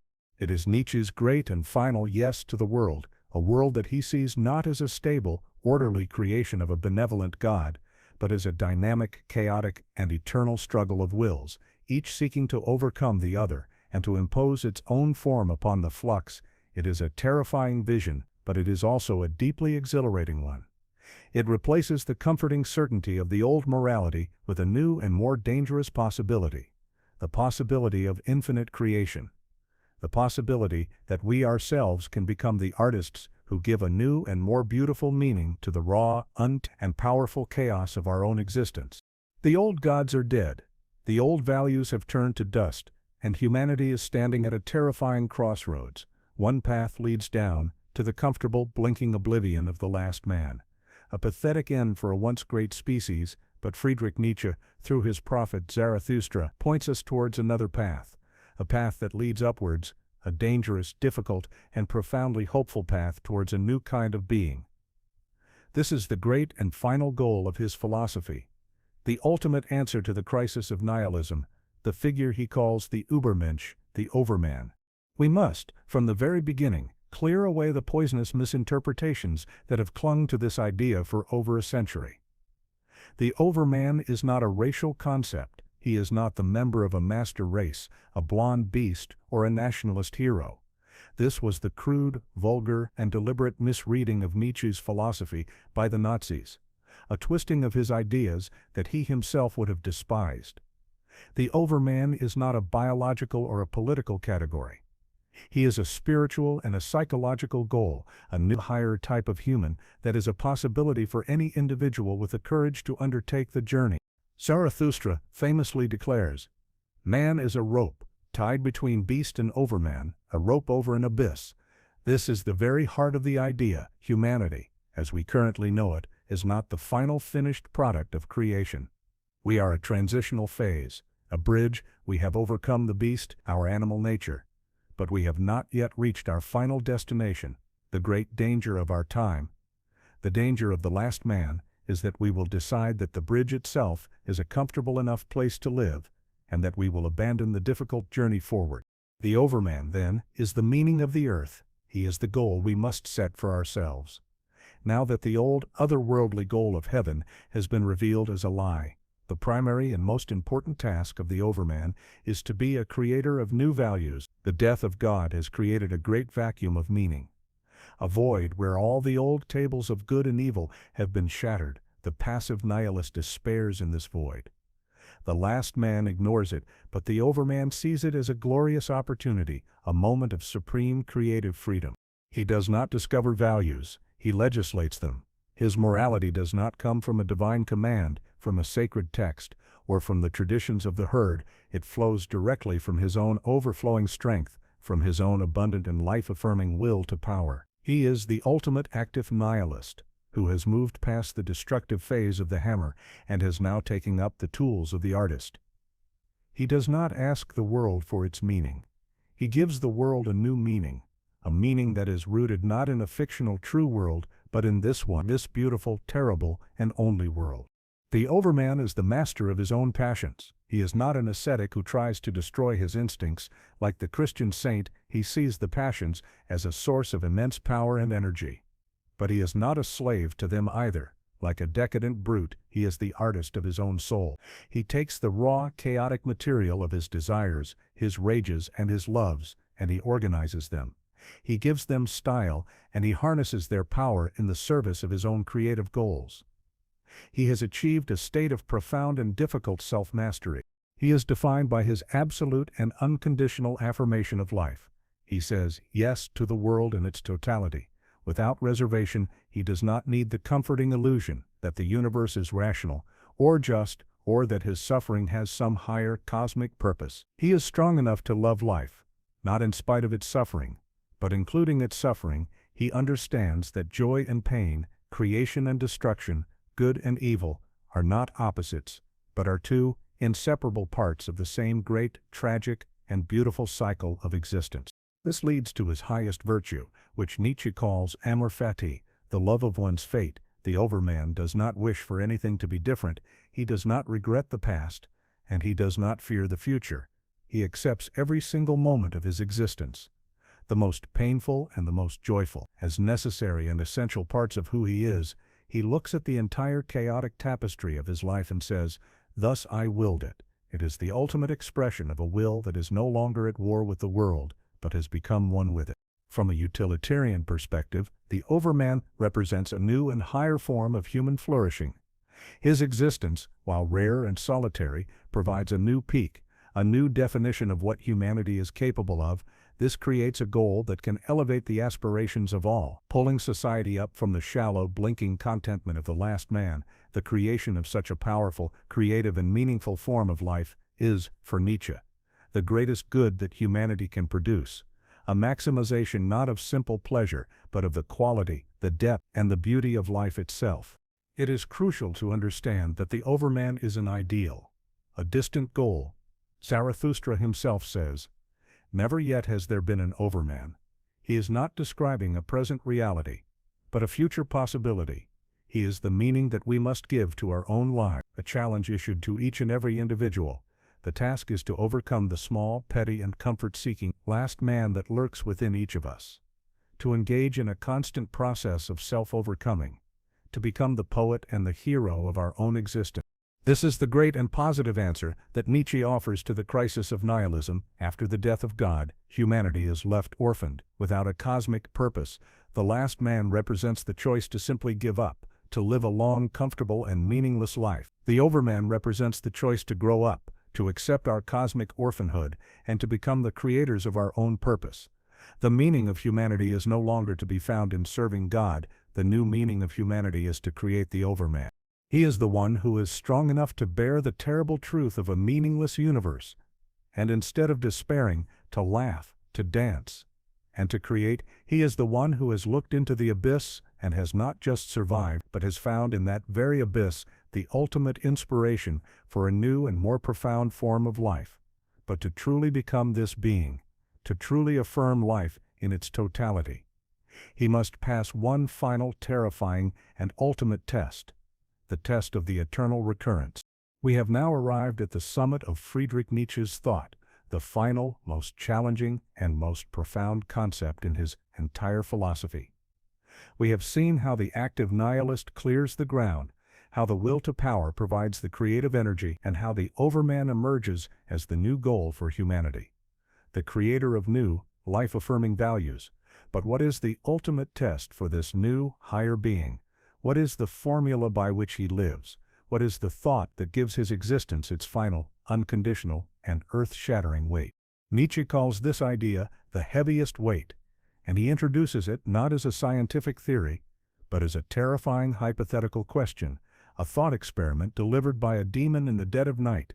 He asks you to imagine that in your loneliest loneliness, a demon were to steal into your room and say to you, "This life as you now live it and have lived it, you will have to live once more and innumerable times more, and there will be nothing new in it, but every pain and every joy and every thought and sigh and everything unutterably small or great in your life will have to return to you, all in the same succession and sequence." The demon's question is the ultimate test of your love for life, your amor fati. Nietzsche asks, "Would you not throw yourself down and gnash your teeth and curse the demon who spoke thus, for the vast majority of humanity, for those still infected with the life-denying poison of the old morality, for those who see this life as a vale of tears, a mistake to be endured? The thought of eternal repetition would be the ultimate and most unbearable horror. It would be the confirmation of a meaningless, inescapable, and eternal suffering, a hell of infinite boredom and pain." But what if, the demon asks, you had once experienced a moment so profound, so full of joy and meaning, that in response to his question, you would declare, "You are a god." And never have I heard anything more divine. This is the reaction of the overman. This is the ultimate affirmation, to love your life so completely, so unconditionally, that you would not only accept its eternal repetition, but you would will it.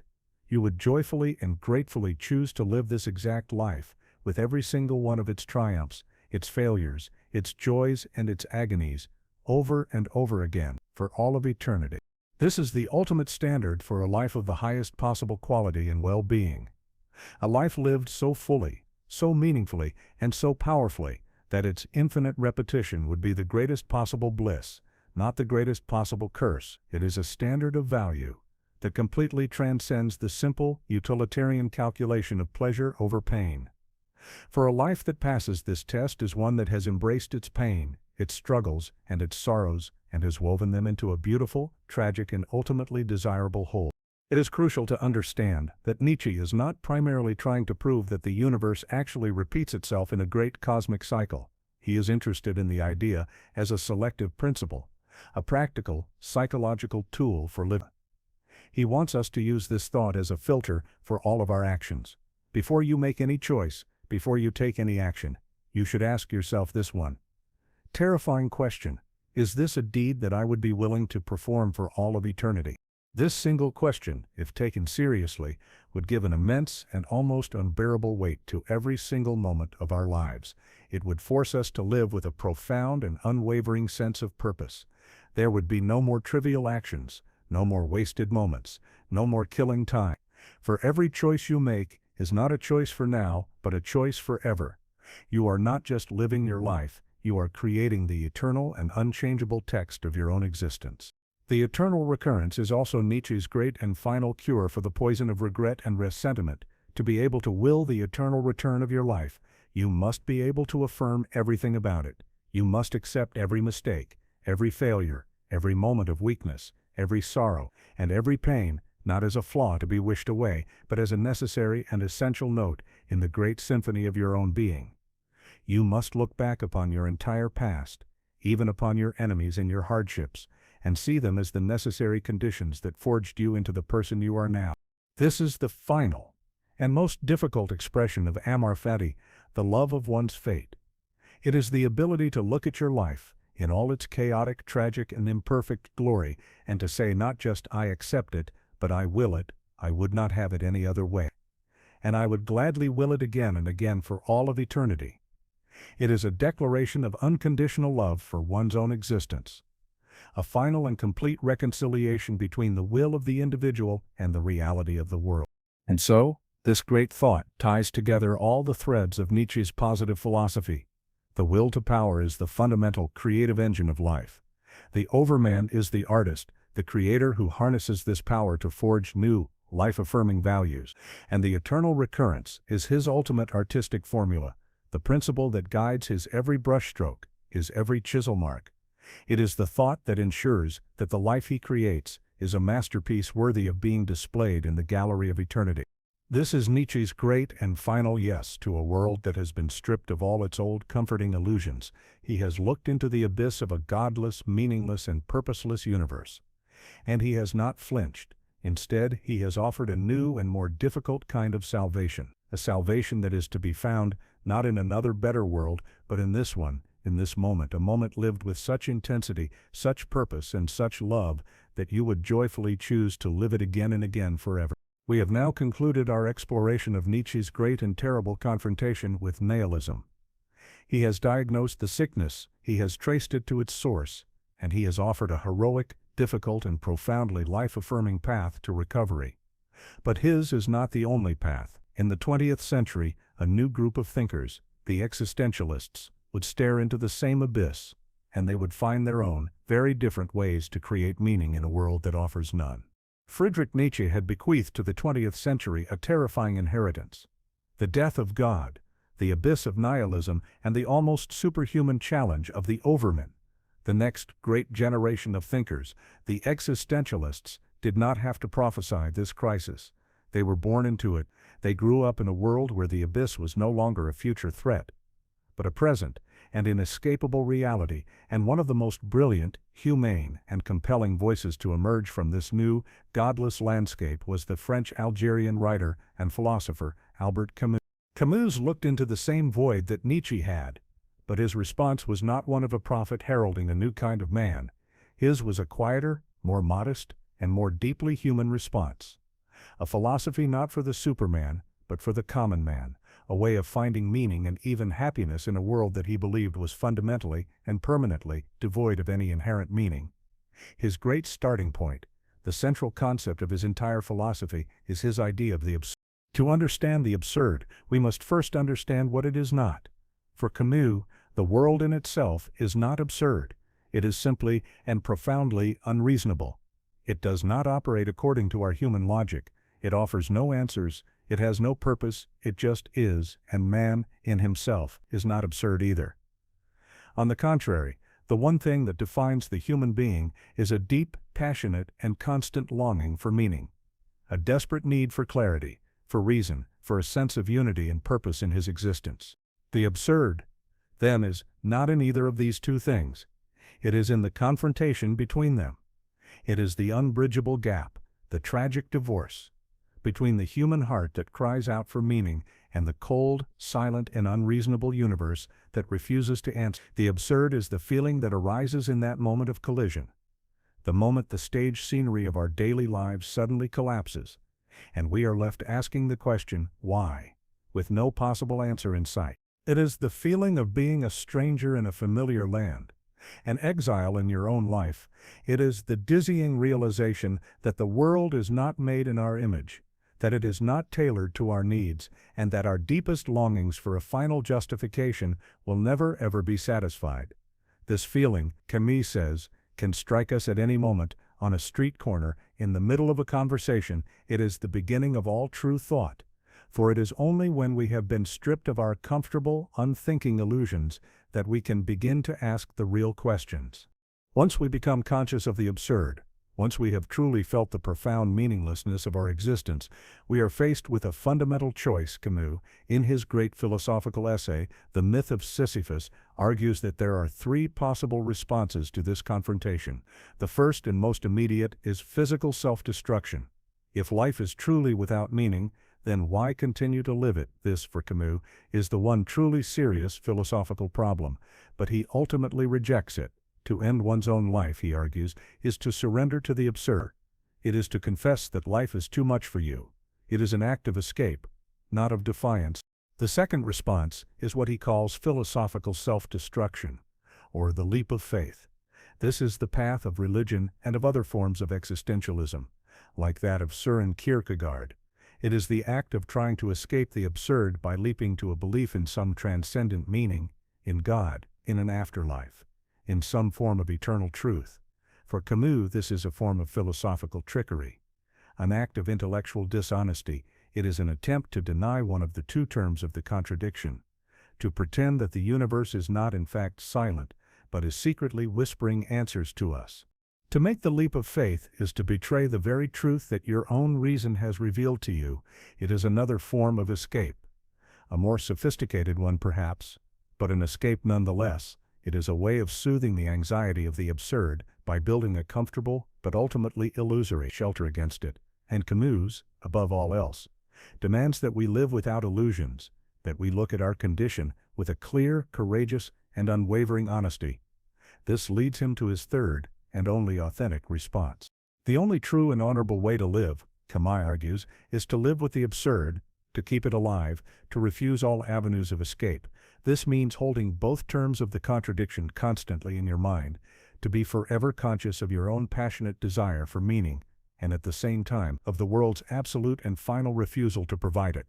This state of permanent, conscious, and defiant confrontation with the meaninglessness of existence is what Camus calls rebellion. To live in a state of rebellion is to say no to the temptation of surrender. But it is also to say yes to life. It is to live in spite of the fact that life has no ultimate meaning. It is to find a kind of grandeur in our own tragic condition, and this rebellion, this conscious embrace of our fate, grants us three profound and beautiful consequences: my freedom, my passion, and my revolt. My freedom is absolute. Because if there is no God and no preordained purpose, then there are no external rules to bind me. I am the only source of my own values. My passion is the call to live, not for eternity, but for the here and now. If this is the only life I have, then the goal is not to live the best life in the eyes of some non-existent judge, but to live the most life, to accumulate the greatest possible quantity of experiences, to feel with the greatest possible intensity, and my revolt is the very thing that gives my life its meaning, the constant, conscious act of shaking my fist at the silent heavens, of maintaining the truth of the absurd, is itself a source of profound and defiant purpose. The absurd man, then, is the hero of this worldview. He is the man who lives without appeal, who has discarded all hope for a future salvation or an eternal meaning, and has found his entire worth in the courageous, passionate, and rebellious confrontation with the present moment. He is the Don Juan, who seeks not a single true love, but a quantity of passionate experiences. He is the actor, who lives 100 different lives on a stage for 3 hours, knowing that none of them are real, but that the passion of the performance is everything. From a utilitarian perspective, Camus offers a remarkably practical and accessible path to a meaningful and even happy life in a world without objective values. Instead of the almost impossible, superhuman task of becoming an overman, he offers a grounded human-scaled toolkit for creating subjective well-being by finding value in rebellion, freedom, and passion. The individual can construct a life of profound purpose, a powerful and effective antidote to the suffering and apathy caused by passive nihilism. His philosophy is a call to live with a lucid, courageous, and joyful defiance, to find our kingdom in this world, not the next, to understand that our greatness lies not in the answers we find, but in the courage with which we live in the face of the unanswerable question. And to illustrate this, he gives us the ultimate hero of the absurd, the one figure who perfectly embodies this tragic and triumphant state of being, the figure of Sisyphus, who we will meet in our next part. We have now arrived at the heart of Albert Camus's philosophy, at his great and final answer to the crisis of a meaningless universe. Having established that the only authentic way to live is to maintain a constant, conscious rebellion against the absurd, he now gives us a hero, a figure from ancient myth who for Camus becomes the perfect, tragic, and ultimately happy embodiment of this entire worldview. This is his profound reimagining of the myth of Sisyphus. The tale is a simple and a brutal one. Sisyphus, for his crimes against the gods, for his passionate love of life on earth and his defiance of death, was condemned to a unique and particularly cruel punishment. He was tasked with pushing a great boulder up a mountain, and just as he was about to reach the summit, the rock by its own weight would roll all the way back down to the bottom, and he was condemned to repeat this futile, hopeless, and meaningless labor for all of eternity. Sisyphus, Camus tells us, is the absurd hero. He is a hero, not only for his passions that led him to this fate, but primarily for the nature of his punishment itself, for his endless, pointless struggle is a perfect metaphor for the human condition. We too are Sisyphus. We are the modern worker who spends every day performing the same tasks, only to return the next morning to begin again. Our entire lives are spent pushing our own boulders, our own small, repetitive, and ultimately futile projects towards a summit that we will never permanently reach. For the ultimate end of all our striving, the final and undeniable truth of our existence is death, the moment when the boulder, once and for all, rolls back down to the bottom of the hill. If we look at our lives from a cosmic perspective, a perspective that is stripped of all comforting illusions, we are all engaged in a Sisyphean labor. A brief and ultimately pointless struggle in a universe that is indifferent to our efforts. This is the tragic and absurd truth of our condition. But it is precisely in the acceptance of this truth that Camus finds a strange and powerful hope. He says that the most interesting and most important part of the myth is not the struggle up the mountain, but the moment after the rock has rolled back down. It is the pause, the breath, the hour of consciousness. When Sisyphus walks back down the slope to retrieve his stone, in that moment, as he descends, he is completely and lucidly aware of the full extent of his miserable condition. He knows his task is pointless, and he has no hope that it will ever end. It is during that return, that pause, Camus writes, that Sisyphus interests me, for in that moment of clear-sighted, hopeless consciousness, Sisyphus is superior to his fate. He is stronger than his rock. A rock that is pushed by a blind, mechanical force is just a rock. But a man who knows his task is futile and chooses to push the rock anyway is a man who has transformed his punishment into his own personal project. His lucidity, his consciousness of the absurd, is the very source of his tragic grandeur. This is where the victory of the absurd hero lies. His victory is not in escaping his fate, but in his rebellion against it. He rebels not by trying to break his chains, but by his scorn for the gods who chained him. They intended this eternal, pointless labor to be a terrible punishment, but his conscious acceptance of it robs the punishment of its power. He has taken their meaningless task and has filled it with his own defiant meaning. The struggle itself, the effort of his muscles, the strain of his heart, the sheer, stubborn act of pushing, becomes enough to fill his soul. And this leads Camus to the final, most radical, most beautiful, and most famous line in his entire essay. A conclusion that serves as the ultimate answer to the problem of nihilism. The struggle itself toward the heights is enough to fill a man's heart, he writes. One must imagine Sisyphus happy. This is a breathtaking and revolutionary idea. Happiness is not to be found in some future paradise or in the successful completion of some grand cosmic purpose. Happiness can be found here, now, in the midst of a pointless and eternal struggle. This is the ultimate formula for creating well-being in a universe that offers none. Sisyphus, by transforming a state of what should be maximum suffering, a pointless eternal punishment, into a state of happiness, performs a miracle of utility. He proves that happiness is not a condition of the world, but is an attitude of the mind, a choice, a rebellion, and therefore it is something that is always within our power. He has created a profound and meaningful existence out of the raw materials of meaninglessness itself. Sisyphus is happy because he has abandoned all hope, and in doing so has freed himself from the anxieties and disappointments that come with it. He is the master of his own days, his fate belongs to him, his rock is his thing, and his happiness is the grim, defiant, deeply won joy that comes from looking at the absurdity of his condition and choosing to love it anyway. It is the ultimate expression of Nietzsche's amor fati, the love of one's fate. But it is a more democratic, more accessible version, a love that is available not just to the superhuman overman, but to any person willing to live with their eyes open. The wisdom of the absurd, then, is not a philosophy of despair, but one of a difficult and courageous joy. It is the recognition that the universe is, and always will be, silent, but that our own hearts are full of a passionate, rebellious, and creative life. Camus does not try to solve the absurd. He does not try to explain away the meaninglessness of the world. He invites us to live in it, to embrace it, and to find our freedom in it.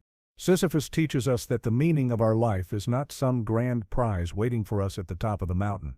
The meaning of our life is the struggle itself.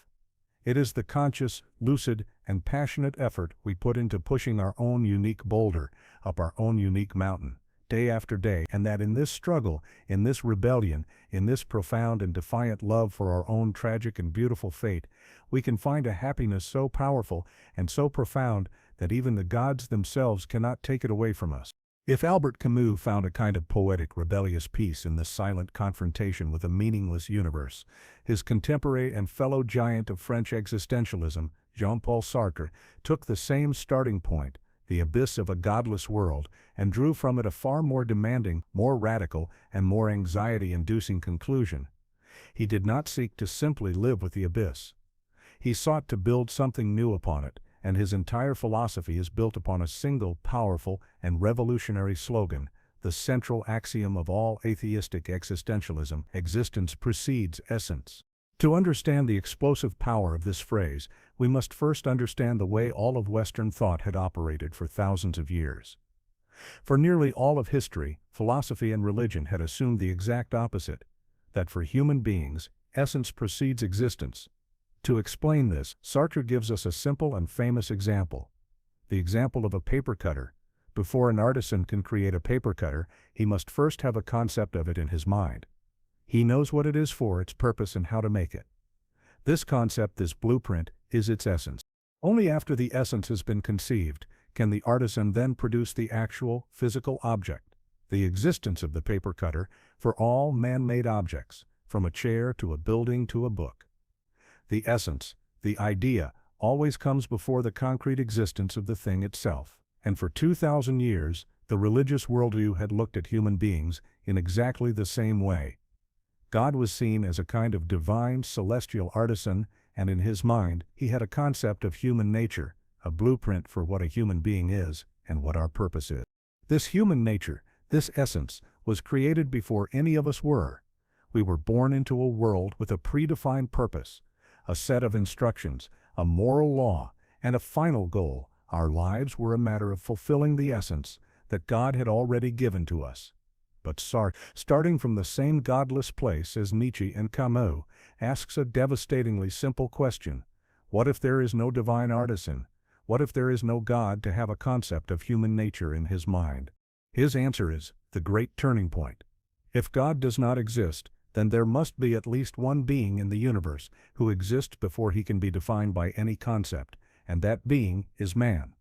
We are not created with a purpose. We are not born with a predefined essence. We are simply and terrifyingly thrown into the world. We are born, we exist. We encounter ourselves, and only after we have been thrown into existence do we then, through our choices and our actions, begin to define what we are. Our existence comes first, and our essence is what we create for ourselves. This is what Sartre means when he says, "Man is nothing else but what he makes of himself."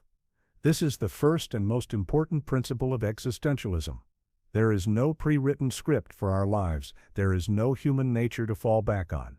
We are born as a blank slate, a terrifying and exhilarating void, and we are nothing but the sum of our own choices, the architect of our own being. We are, in a word, and in the most radical sense imaginable, free. This freedom for Sartre is absolute. It is not the limited political freedom to choose between a few preordained options.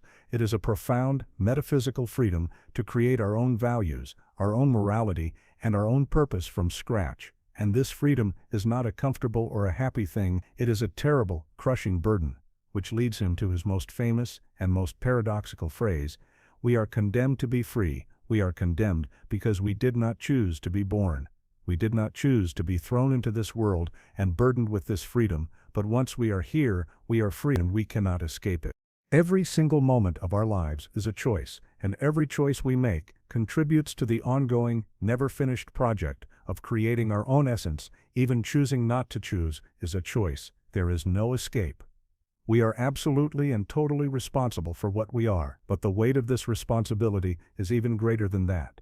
For in choosing for ourselves, Sartre argues, we are at the same time choosing for all of humanity. When we choose to be a certain kind of person, we are, in effect, making a statement that this is the kind of person that all human beings ought to be. We are creating an image of man as we believe he should be. This creates a feeling of profound and inescapable anguish. This is not a simple, everyday anxiety. It is the feeling of the total and deep responsibility that a person feels when they realize that they are not only choosing their own life, but are, at the same time, acting as a legislator for all of mankind. Every choice I make is a small vote for the future of humanity. And the weight of that responsibility, for a person who truly understands it, is almost unbearable. This anguish, for Sartre, is the very proof of our freedom. It is the feeling that comes with staring our own absolute responsibility directly in the face. Because this freedom is so terrifying, because this anguish is so profound, we are constantly trying to escape from it, and Sartre gives this act of self-deception a special name, bad faith, or mauvaise foi. Bad faith is the lie we tell ourselves when we pretend that we are not free. It is the act of treating ourselves as if we were an object, a thing with a fixed essence, instead of a free and responsible subject. It is a form of profound inauthenticity. We see bad faith everywhere. It is the person who says, "I can't help it, that's just my nature," as if their nature were a fixed, unchangeable thing. It is the person who excuses their actions by saying, "I had no choice. I was just following orders," or "my passions made me do it." It is the famous example of the waiter who plays his role with a little too much theatrical precision. He is so completely absorbed in being a waiter that he is trying to convince himself that he is nothing but a waiter, that he is an object whose essence is predefined by his social role. All of these are lies, attempts to flee from the terrifying reality of our own freedom. To live an authentic life, for Sartre, is to reject bad faith in all its forms. It is to embrace the anguish of our freedom and to accept the full, crushing weight of our own responsibility. It is to understand that we are the authors of our own lives, the creators of our own values, and that there is no one and nothing else to blame. The universe is silent. There is no God. There are no excuses. There is only us, and the choices we make, moment by moment, day by day. This is Sartre's great, heroic, and deeply demanding answer to the problem of nihilism. If the universe has no inherent meaning, then it is our duty, and our glory, to invent one. Our lives are not something we discover, they are a work of art that we ourselves must create. This project of self-creation is the ultimate source of all human dignity, and it is a project that is never finished, a freedom that is never complete, until the very moment of our death. It is a philosophy that offers no comfort, no external justification, but instead offers something far more powerful, a role as the sole and absolute creator of our own world. We have been thrown into the world, condemned to be free, our existence preceding our essence. This is the great foundational truth of Jean-Paul Sartre's existentialism. A truth that is both exhilarating in its possibilities and terrifying in its implications. But Sartre was not content to simply leave us with this abstract formula. He was a philosopher of the lived, human experience. And he knew that this radical freedom was not just a concept, it was a feeling, a profound and deeply unsettling emotional state that we must all confront. He argued that to truly understand our freedom is to live in a state of anguish, forlornness, and despair. The first and most important of these feelings is anguish, or angoisse. This is not a simple, everyday anxiety. It is a much deeper, more profound feeling, the feeling of the total and crushing weight of our own responsibility. As we have seen, Sartre argues that when an individual chooses for themselves, they are at the same time choosing for all of humanity. In creating your own essence, you are creating an image of man as you believe he ought to be. You are in every action a legislator for all mankind. This realization is the source of anguish. It is the feeling that a person would have if they suddenly understood that they were not just living their own small, insignificant life, but that their every choice was setting a precedent for the entire world, for all of time. It is the feeling of a military leader who must send his men into an attack, knowing that he, and he alone, is responsible for their lives. There is no higher authority to tell him he is right, no divine sign to guarantee his success. He must simply choose and bear the terrible weight of that choice. This, for Sartre, is the condition of every human being, every single moment of our lives. He gives us the powerful example of Abraham, from the Bible, when an angel commands Abraham to sacrifice his son. How does Abraham know that the voice is truly that of an angel? How does he know that he is not a madman, or that he is not being tempted by a demon? There is no external proof. He must, in the end, simply choose to interpret the voice as divine, and in doing so, he takes on the full, terrifying responsibility for his action. He is utterly and completely alone in his decision, and that feeling of solitude and immense responsibility is anguish. The second great feeling of the existentialist condition is forlornness, or délaissement. This is the emotion that follows directly from the great prophecy of Nietzsche. God is dead. Sartre takes this not as a complex metaphysical problem, but as a simple practical starting point. He quotes Dostoevski's great nihilistic formula: if God did not exist, everything would be permitted, and he says that this is the very essence of forlornness. We are forlorn, or abandoned, in the universe, because we have been left completely and totally alone with no external source of values to guide us. There are no a priori values written in some intelligible heaven. There are no divine commands. There is no fixed and eternal human nature that we can look to for guidance. We are, in a word, without excuses. We are thrown into the world and left to our own devices, to invent our own morality, to create our own path, with no map, no compass, and no guarantee that we are heading in the right direction. It is a state of profound, cosmic abandonment, a feeling of being a stranger in a silent, indifferent, and lawless universe. The third and final feeling is despair, or désespoir, for Sartre. This does not mean a state of passive inaction. Quite the opposite. Despair is the understanding that we must act without hope. This means that we should confine ourselves to reckoning only with what depends upon our own will, or on the sum of probabilities that make our action possible. We cannot rely on the goodwill of others to achieve our goals. We cannot rely on some grand historical progress to ensure a happy outcome. We can only, and ever, rely on our own actions. If I am working to build a more just society, I can only be certain of my own commitment to that cause. I cannot be certain that my comrades will remain loyal, that my political enemies will not triumph, or that the forces of history are on my side. I must act. I must commit myself to the project, but I must do so without the comforting hope of a guaranteed success. This is an active, not a passive, despair. It is the sober, clear-eyed recognition of the limits of our own power in a world that we do not control. It is the courage to act, even when you know that your actions might ultimately come to nothing.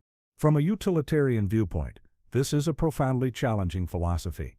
The states of anguish, forlornness, and despair are all forms of deep, psychological suffering. They represent a significant cost to our individual well-being, but Sartre would argue that this is the necessary price of an authentic existence. The attempt to flee from these feelings, an act he calls bad faith, is a lie, a form of self-deception that might provide temporary comfort, but that ultimately leads to a shallow, inauthentic, and less valuable form of life. Bad faith is the act of pretending we are not free. It is the person who blames their actions on their passions, or their upbringing, or their social role in order to escape the anguish of responsibility. It is the person who clings to a rigid external moral code to escape the forlornness of creating their own values. It is the person who gives up on a project because success is not guaranteed. In order to escape the despair of acting without hope, it is the natural but ultimately cowardly human attempt to see ourselves as a thing, an object, rather than a free and terrifying subject. Many have criticized Sartre's philosophy as being a gloomy, pessimistic, and paralyzing worldview. But he himself insisted that it was in fact a stern optimism. It is pessimistic only in the sense that it denies us any external source of comfort or hope, but it is profoundly optimistic because it places the entire destiny, the entire meaning, and the entire value of the world squarely in our own hands. Our life is nothing but the sum of our actions. Our future is nothing but the future we choose to create. It is a philosophy that turns away from quiet contemplation and demands action, commitment, and engagement. It is a doctrine for heroes, not for victims. A call to embrace the full, terrifying, and ultimately magnificent burden of our own freedom, and to create out of the raw, meaningless material of our existence a life that is so rich in purpose and so profound in its commitments that it becomes its own justification, its own meaning, and its own reward. We have journeyed with the great existentialists as they stared into the abyss of a meaningless universe and heroically attempted to build a new foundation for human life. For Camus, that foundation was rebellion. For Sartre, it was the radical freedom to create ourselves, but both thinkers, in their own way, still held fast to the profound importance of our moral choices. They believed that even in a godless world, our actions mattered, that there was a right and a wrong way to live. But we must now turn to a more radical, more corrosive, and perhaps more logically consistent form of nihilism, moral nihilism. Moral nihilism takes the death of God to its final devastating conclusion. It argues not just that the universe has no inherent purpose, but that our very concepts of good and evil, of right and wrong, are complete fictions. It is the philosophical position that there are no objective moral facts, no universal moral truths that exist independently of our own minds, our feelings, or our cultural conventions. It is the claim that the moral landscape of the universe is, and always has been, a complete and total void. One of the earliest and most influential forms of this idea in the 20th century was emotivism, a theory put forward by the logical positivists. Thinkers like A.J. Ayer, they argued that moral statements are not factual claims about the world at all. They are, instead, simply expressions of our own emotional responses. When I say, giving to charity is good, I am not stating a fact. I am simply saying, charity, hurrah, and when I say, stealing is wrong, I am not describing a property of the act of stealing, I am just saying, stealing, boo. For the emotivist, moral language is not about describing reality. It is about venting our feelings and trying to influence the feelings and behaviors of others. It is a more sophisticated form of banging your fist on the table or cheering at a sports game. In this view, a moral argument between two people is not a rational debate about facts. It is just two people trying to shout their emotional preferences louder than the other. It reduces the entire complex world of ethics to a simple and ultimately irrational battle of feeling. A more sophisticated and perhaps more devastating version of moral nihilism was developed later in the century by the philosopher J.L. Mackie. His position, which he called error theory, is both simple and profound. He begins by agreeing that when we make moral statements, we certainly think we are stating objective facts. We speak as if goodness and wrongness are real properties in the world, just like roundness or heaviness. This is the conceptual claim. It's about the language we use. But then comes the second part of his theory, the ontological claim, which is about what actually exists in the universe. And Mackie's claim is simple. There are no such properties, objective moral values, values that exist independently of our own minds and cultures, simply do not exist. They are not a part of the fabric of reality, and therefore, because our moral language pretends to refer to these non-existent properties, all of our moral statements are, and always have been, systematically and universally false. We are all in a state of error when we speak about morality. To support this radical claim, Mackie offers two powerful arguments. The first is the argument from relativity. He points to the simple, undeniable fact that different cultures and different historical eras have had vastly different and often contradictory moral codes. If there were a single, objective moral truth out there, he asks, why has humanity failed so spectacularly to discover it? The best and simplest explanation for this diversity of moral belief, he argues, is not that some cultures are right and others are wrong, but that all moral codes are simply reflections of different ways of life, not discoveries of an objective truth. His second and more famous argument is the argument from queerness, or strangeness. He argues that if objective moral values, or moral facts, really did exist, they would be incredibly queer, or strange, entities. They would be unlike anything else in the entire universe. Think about it. What kind of a thing would the objective property of wrongness be? It would have to be a non-physical property that somehow attaches itself to certain physical actions, a strange, invisible aura of badness. And even more strangely, this property would have to have a kind of magical, motivating force built into it. To know that an action is wrong would be to automatically have a reason not to do it. Furthermore, how would we even know about such strange non-physical properties? We would need some kind of special, mysterious moral faculty, a kind of sixth sense for perceiving goodness and badness. Mackie argues that the simplest, most scientific, and most rational explanation is that these queer entities and faculties do not exist. Moral properties are a fiction, a projection of our own feelings onto a silent and value-free universe. From a utilitarian perspective, the implications of these theories are terrifying. For if morality is just a fiction, just an error, or just an emotional expression, then on what grounds can we build a stable, cooperative, and happy society if there is no objective reason to condemn cruelty or to praise compassion? Then the entire project of improving human well-being seems to be built on a foundation of sand. These philosophies, while perhaps intellectually coherent, are socially corrosive. They undermine the very shared values that are necessary to prevent suffering and to promote a flourishing community. The moral nihilist might respond that we can still have a subjective morality, that we can agree on a set of rules for pragmatic reasons, but this leaves us on shaky ground. It makes morality a matter of power, of who gets to impose their feelings or their conventions on everyone else. It drains our most cherished values of their authority, and it leaves us defenseless against the person who simply says, "I do not share your feelings, your conventions do not apply to me." It is a philosophy that can easily lead to the very chaos that Dostoevsky's demons wish to unleash. And so, we are left with the great, gaping void at the heart of the modern, scientific worldview.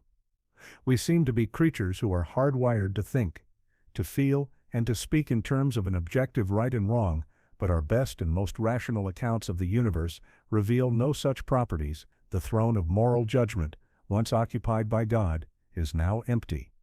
The existentialists, as we have seen, tried to place humanity on that throne, to make us the brave creators of our own values. But moral nihilism goes a step further. It suggests that the throne itself is an illusion, and that there are no values at all, only a silent, empty, and morally indifferent universe. The great philosophical crisis of nihilism, the death of God and the collapse of meaning, did not remain confined to the dense pages of philosophy. It seeped into the very cultural air of the 20th century, and it found its most potent, most haunting, and most perfect artistic expression in the theater. In the aftermath of the Second World War, a go of playwrights emerged in Europe who looked at the shattered continent and the shattered certainties of their time, and they concluded that the old forms of art were no longer adequate to describe the new human condition. This was the birth of the theater of the absurd, a movement that included writers like Eugene Ionesco, Harold Pinter, and towering above them all, the Irish genius, Samuel Beckett. These playwrights rejected the conventions of realistic theater. They threw out the ideas of a logical plot, of clear character motivation, and of a satisfying, meaningful conclusion, for if life itself is fundamentally absurd, if it is, at its core, without purpose or meaning, then art, to be truthful, must reflect that very absurdity. The masterpiece of this movement, the play that has become a timeless and universal symbol for the modern condition, is Beckett's tragic comedy, Waiting for Godot. The play is a stark, minimalist, and profoundly moving portrait of two men, two tramps, two clowns, and two philosophers, named Vladimir and Estragon, who are waiting, on a desolate country road, by a single bare tree, for the arrival of a mysterious figure named Godot. This is the entire plot of the play. They wait. The first act consists of their waiting. They pass the time with a series of repetitive, often nonsensical, and deeply melancholic vaudeville routines. They talk about their boots, about carrots and turnips, about the Bible. They contemplate ending their own existence, but they lack the will to do so. Their waiting is interrupted by the arrival of two strange figures, the bombastic, tyrannical master, Pozzo, and his silent, tormented slave, Lucky, who is led by a rope around his neck. After this bizarre interlude, a small boy arrives with a message: Miss Godot will not be coming today, but he will surely come tomorrow. The second act is a bleak and terrifying repetition of the first. Vladimir and Estragon are still waiting. The tree now has a few leaves, a sign that time has passed. But nothing has fundamentally changed. Pozzo and Lucky reappear, but now Pozzo is blind, and Lucky is mute, their condition even more degraded and hopeless than before. And once again, the small boy arrives with the very same message: Mr. Godot will not be coming today, but he will surely come tomorrow. The play ends with the two tramps, once again, deciding to leave. But the stage direction famously reads, "They do not move." Waiting for Godot is the ultimate artistic expression of a nihilistic universe. Godot is the great, absent center of the play. He is the symbol for any and all transcendent meaning. He is God, he is a purpose, he is a final answer. He is the salvation that has been endlessly promised, but never arrives. The entire existence of Vladimir and Estragon is defined by this act of waiting. They have surrendered their own agency to an external hope that gives their lives a semblance of purpose, but that also traps them in a state of eternal passive paralysis. From a utilitarian perspective, the play is a profound depiction of a state of maximum disutility. The characters are in a constant state of low-grade suffering. They are bored, they are anxious, they are confused, they are physically uncomfortable. Theirs are a perfect hell of meaningless repetition, their passive hope in an external savior. Godot, is the very thing that prevents them from creating their own meaning or their own happiness. It is a powerful cautionary tale about the profound misery that results from a life spent waiting rather than acting. Language itself, in Beckett's world, has become unmoored from meaning. The characters' conversations are a circular mess of clichés, of misunderstandings, and of questions that are never answered.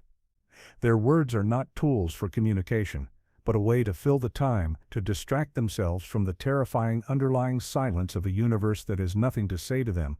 It is a perfect reflection of a world where all the great orienting grand narratives of religion, of progress, of reason have collapsed into a heap of meaningless and disconnected fragments.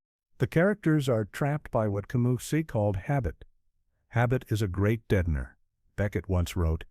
And we see this in the play. Vladimir and Estragon return to the same spot, by the same tree, every single day, to repeat the same pointless ritual of waiting, because it is all they know how to do.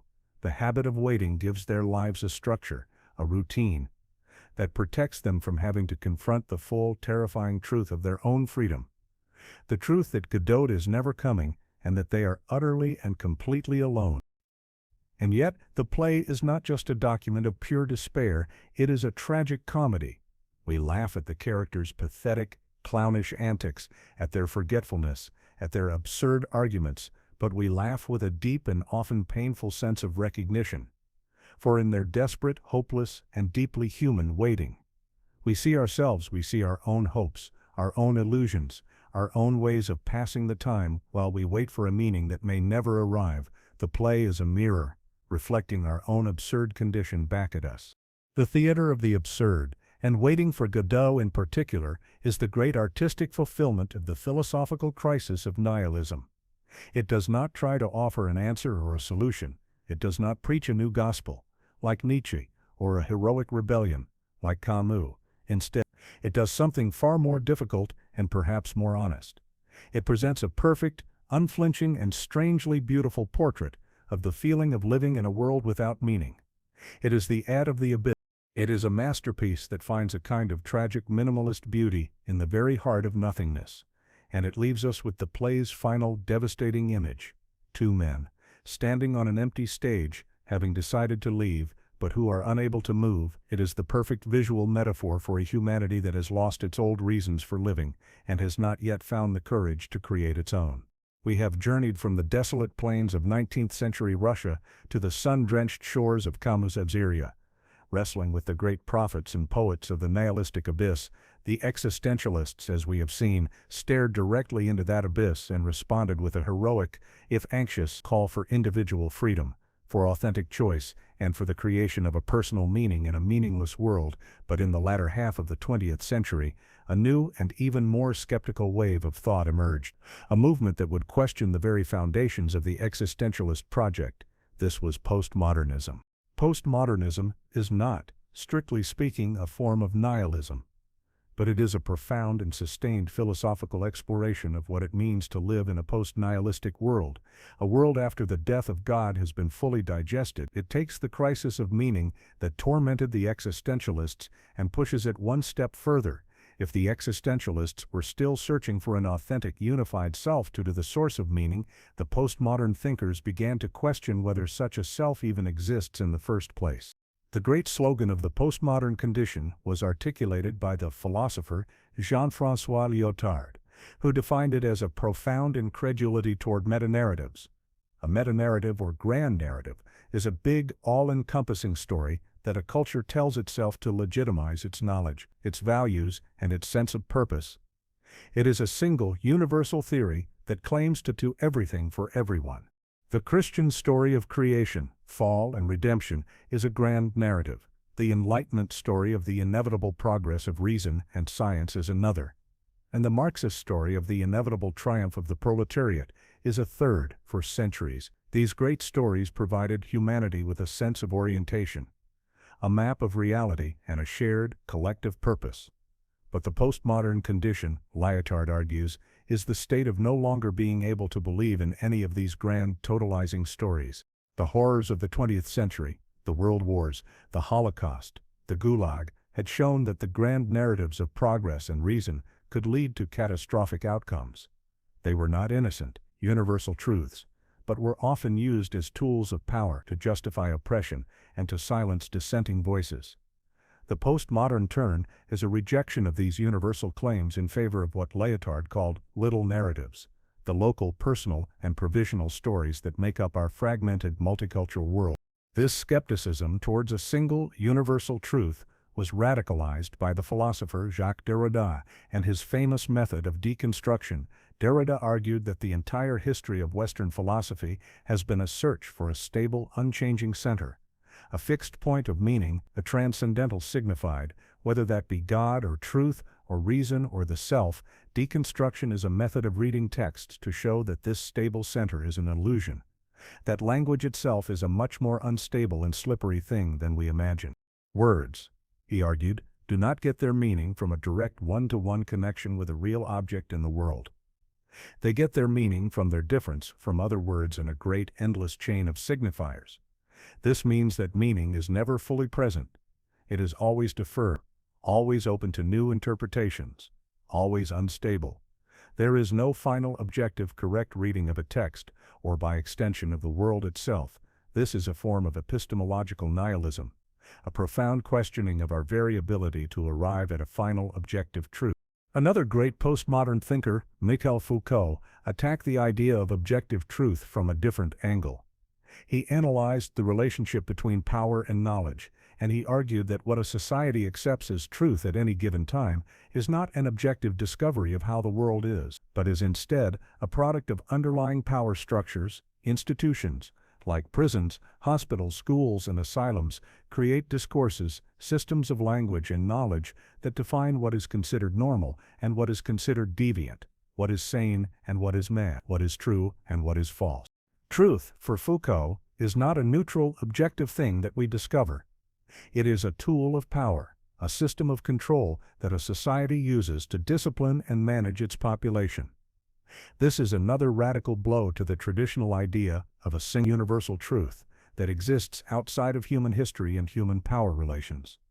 From this perspective, all claims to objective truth are, in fact, just moves in a complex and often invisible game of power. From a utilitarian perspective, the consequences of these ideas are profoundly ambiguous. On the one hand, postmodern deconstruction is a powerful and necessary tool for promoting human well-being by dismantling the grand narratives of the past.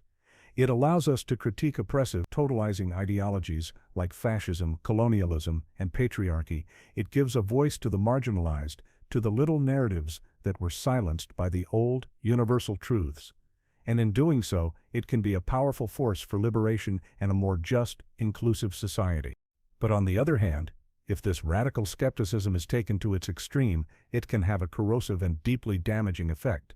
If there is no truth, only an endless play of interpretations.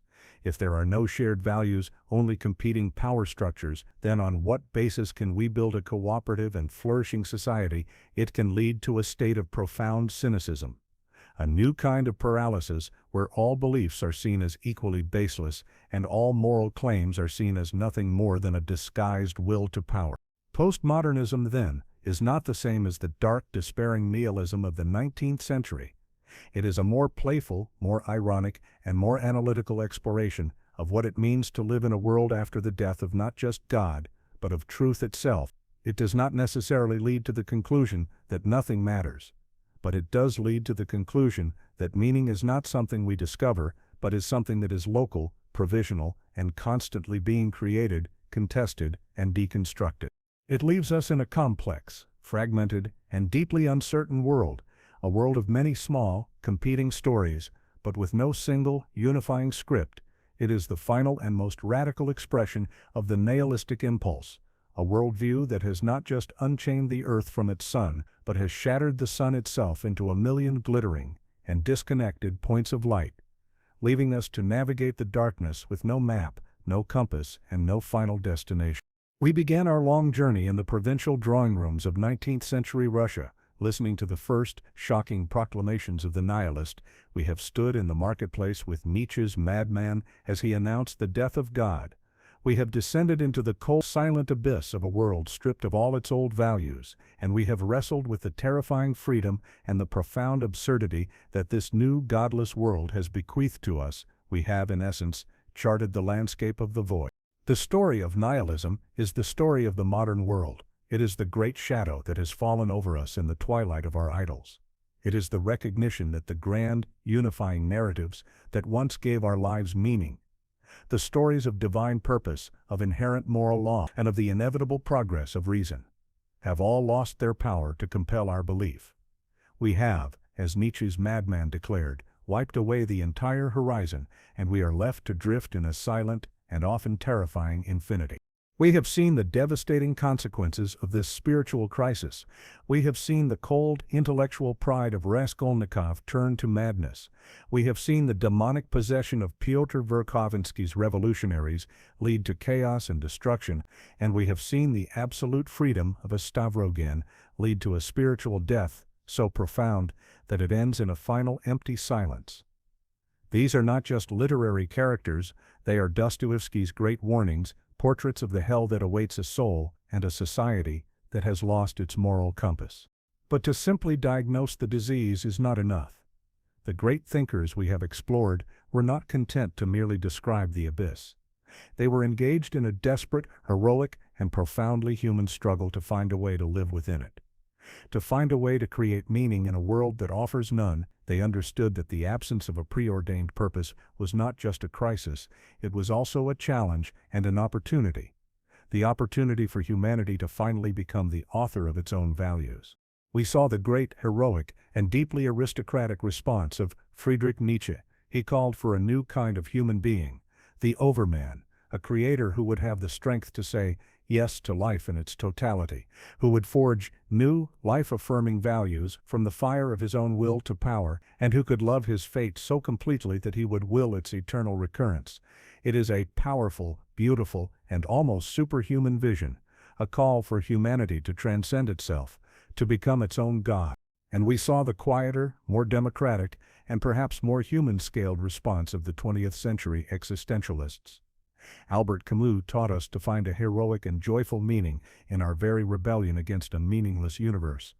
To see ourselves in Sisyphus and to understand that the struggle itself toward the heights is enough to fill a man's heart. He showed us that we can be happy, not by escaping the absurd, but by living in a state of passionate, conscious defiance of it. Jean-Paul Sartre took this freedom to its radical conclusion, declaring that our existence precedes our essence, and that we are condemned to be free, a freedom that brings with it the terrible crushing weight of total responsibility.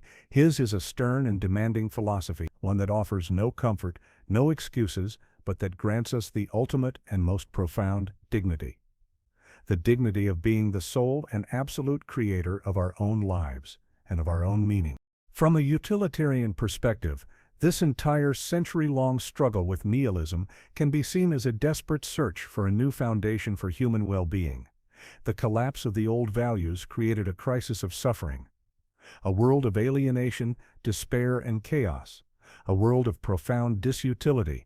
The great projects of Nietzsche, of Camus, of Sartre, are all in their own way attempts to construct a new framework for a flourishing life, to find a way for humanity to be happy and to create a just society without the old, comforting illusions. What then is the final answer? What is the definitive solution to the problem of nihilism? The great, difficult, and perhaps frustrating truth is that there is no single, easy answer. To provide one would be to betray the very essence of the problem. The entire point is that the world no longer offers us a final, prepackaged solution. The throne of meaning is empty, and any attempt to place a new absolute authority upon it, whether it is the authority of science, or of the state, or of history, is simply an attempt to create a new idol in place of the old one. The void that was opened by the death of God has not been filled. We are still living in it. We are still wrestling with the very same questions that these great thinkers posed. The modern world is a constant, ongoing, and often chaotic debate between the temptation of the last man's comfort, the heroic demands of the overman, the defiant rebellion of the absurd hero, and the anxious responsibility of the free individual. We are all, in our own way, trying to find our own answer.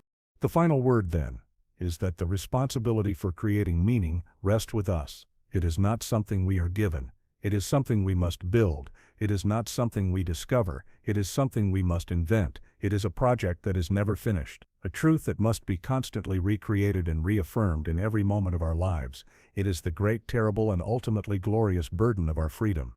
The abyss of nihilism is a terrifying place, but it is also the only place where a new and more truly human meaning can be born.